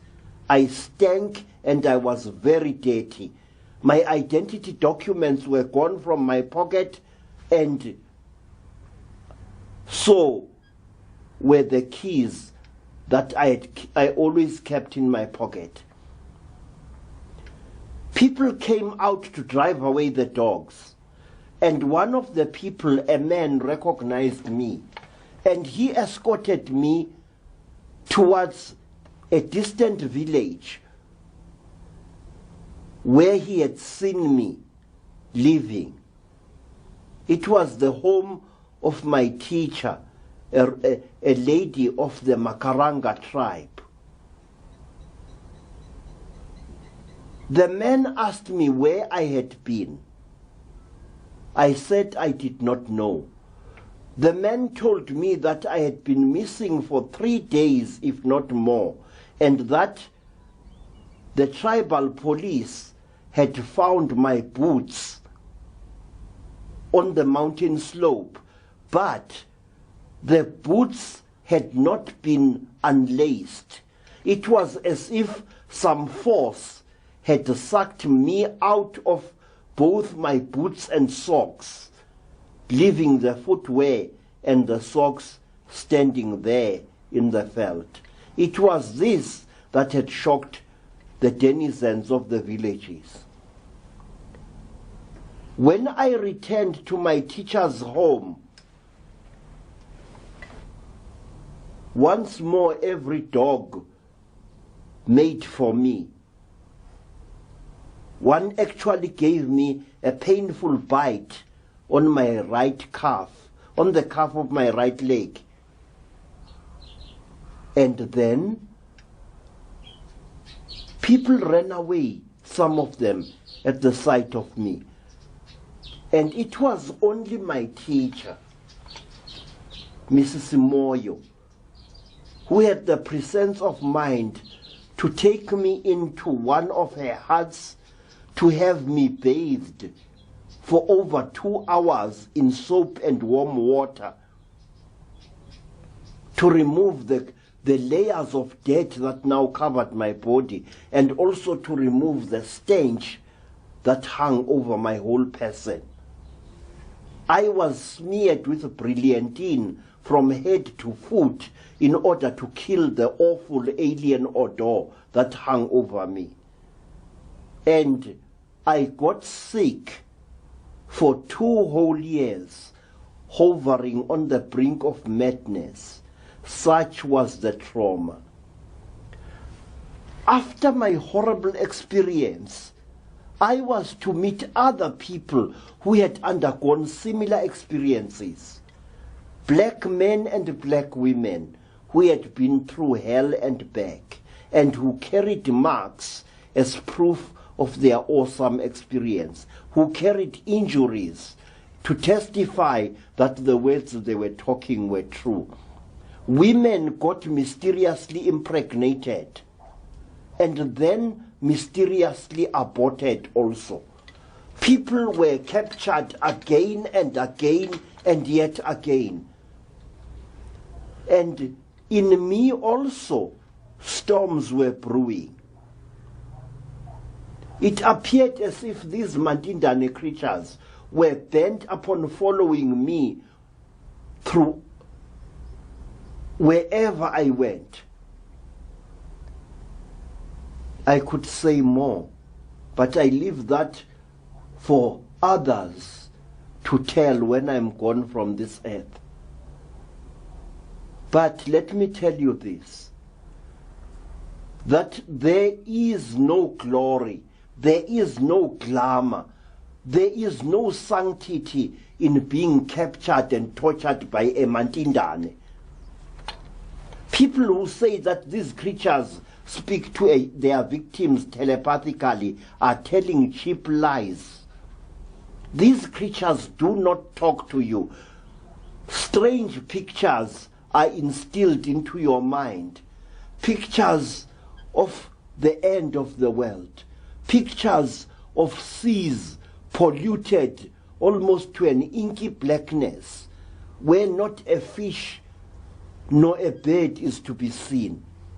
Pictures of a landscape turned dry and dead, with the trees forever frozen, leafless and dead, on a landscape which is as hard as granite. Pictures of poisonous, dark yellow clouds swimming across the blue and poisoned skies. Pictures of mountains denuded of all life. Pictures of dust swelling where green things bloomed centuries before.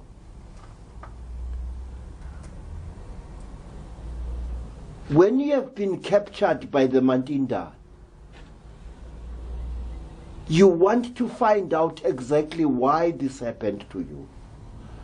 As a traditional African, I am taught to accept this, to only know that for some reason I had been chosen by these godlike creatures for some kind of sacrifice.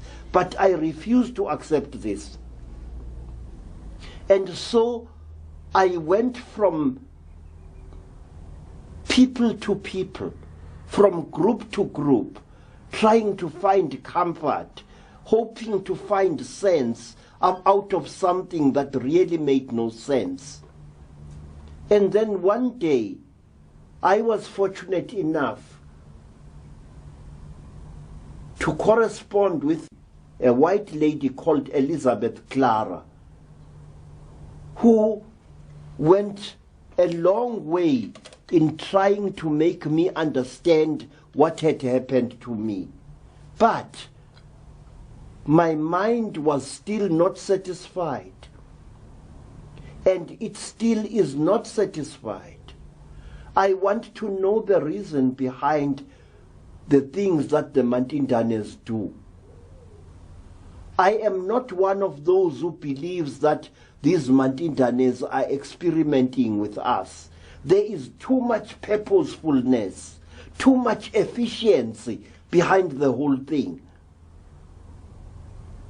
These creatures are harvesting us for some reason. And they are harvesting not only human beings but also animals as well, because they often molest and mutilate animals in the African bush. And each animal that has been molested and killed by the Mantindane is known by a number of facts. One, the animal never rots in the bush as it lies dead. It simply dries up as hard as a board. The many scavengers, the crows, the vultures, and other carnivores that devour dead things in the African bush never touch an animal, whether wild or domestic, which has been killed by the Mantinda. They never do.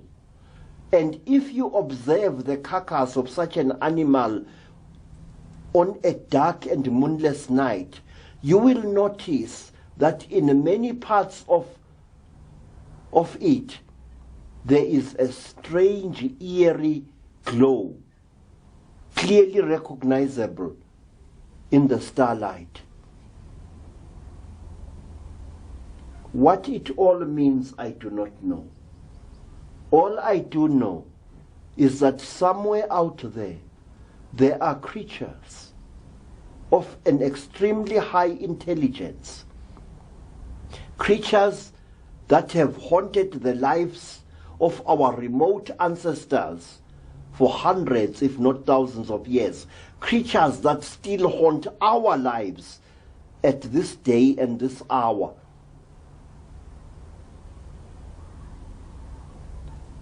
My friends,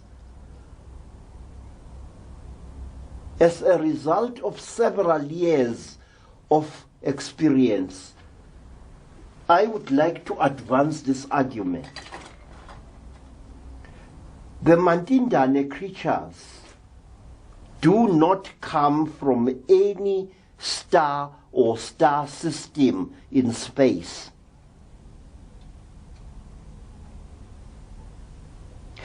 I say that these creatures come from our future. Why do I say so? Because this creature arrives on Earth completely protected by a helmet and a suit of what looks like metal, flexible metal of some kind.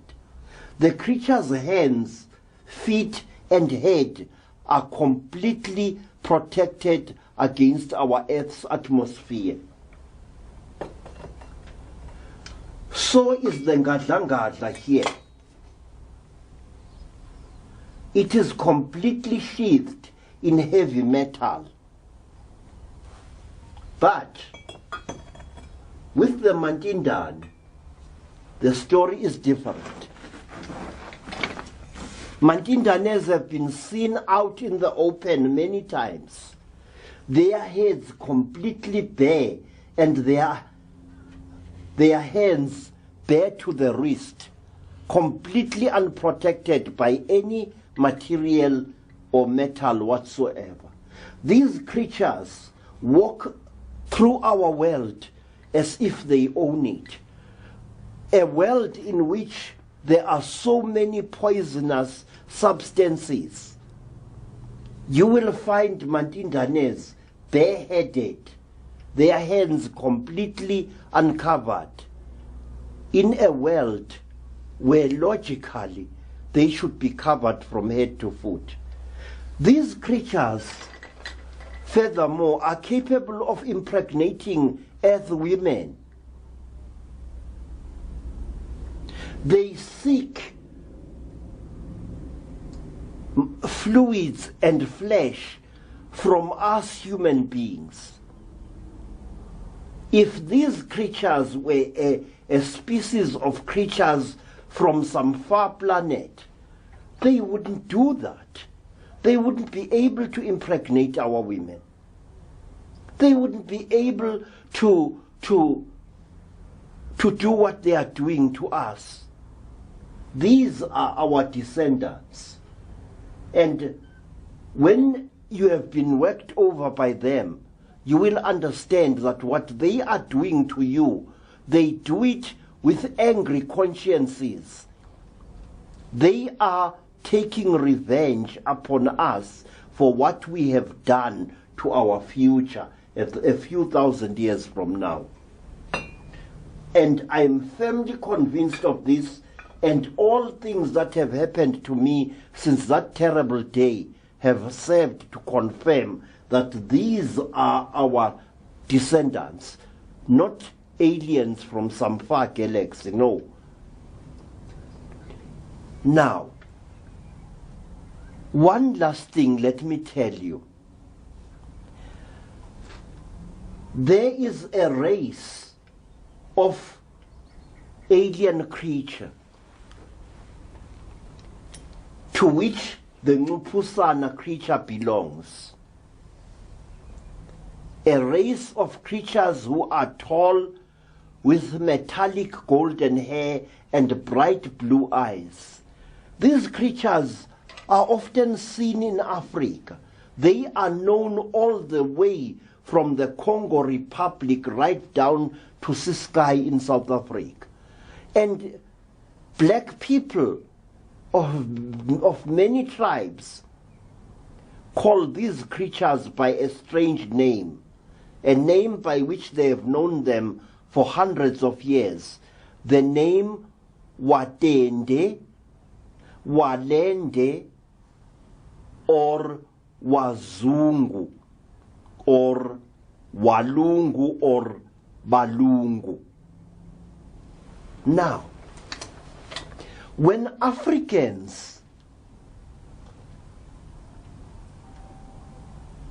met white people from Europe, they transferred to the white people the name by which they had known these blonde-headed, blue-eyed extraterrestrials. The name was Zungu, Watende, Walende, and Balungu, or Belungu. Now, what does the name Watende mean? It means the people of the whirlwind. So does the word Mzungu, which is used by many tribes in Zimbabwe and elsewhere to refer to white people. So does the Zulu word Mlungu or Umlungu. It means the righteous one of the whirlwind. Why?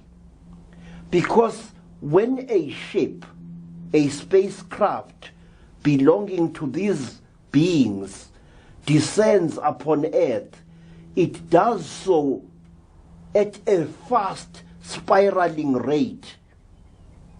And as a result of this spiraling, it causes a whirlwind to form, which often damages African hearts. So you see, the black people first became acquainted with extraterrestrial white men and women before they met the real article. And what a meeting it was. Very explosive, as any history book will tell you. Thank you.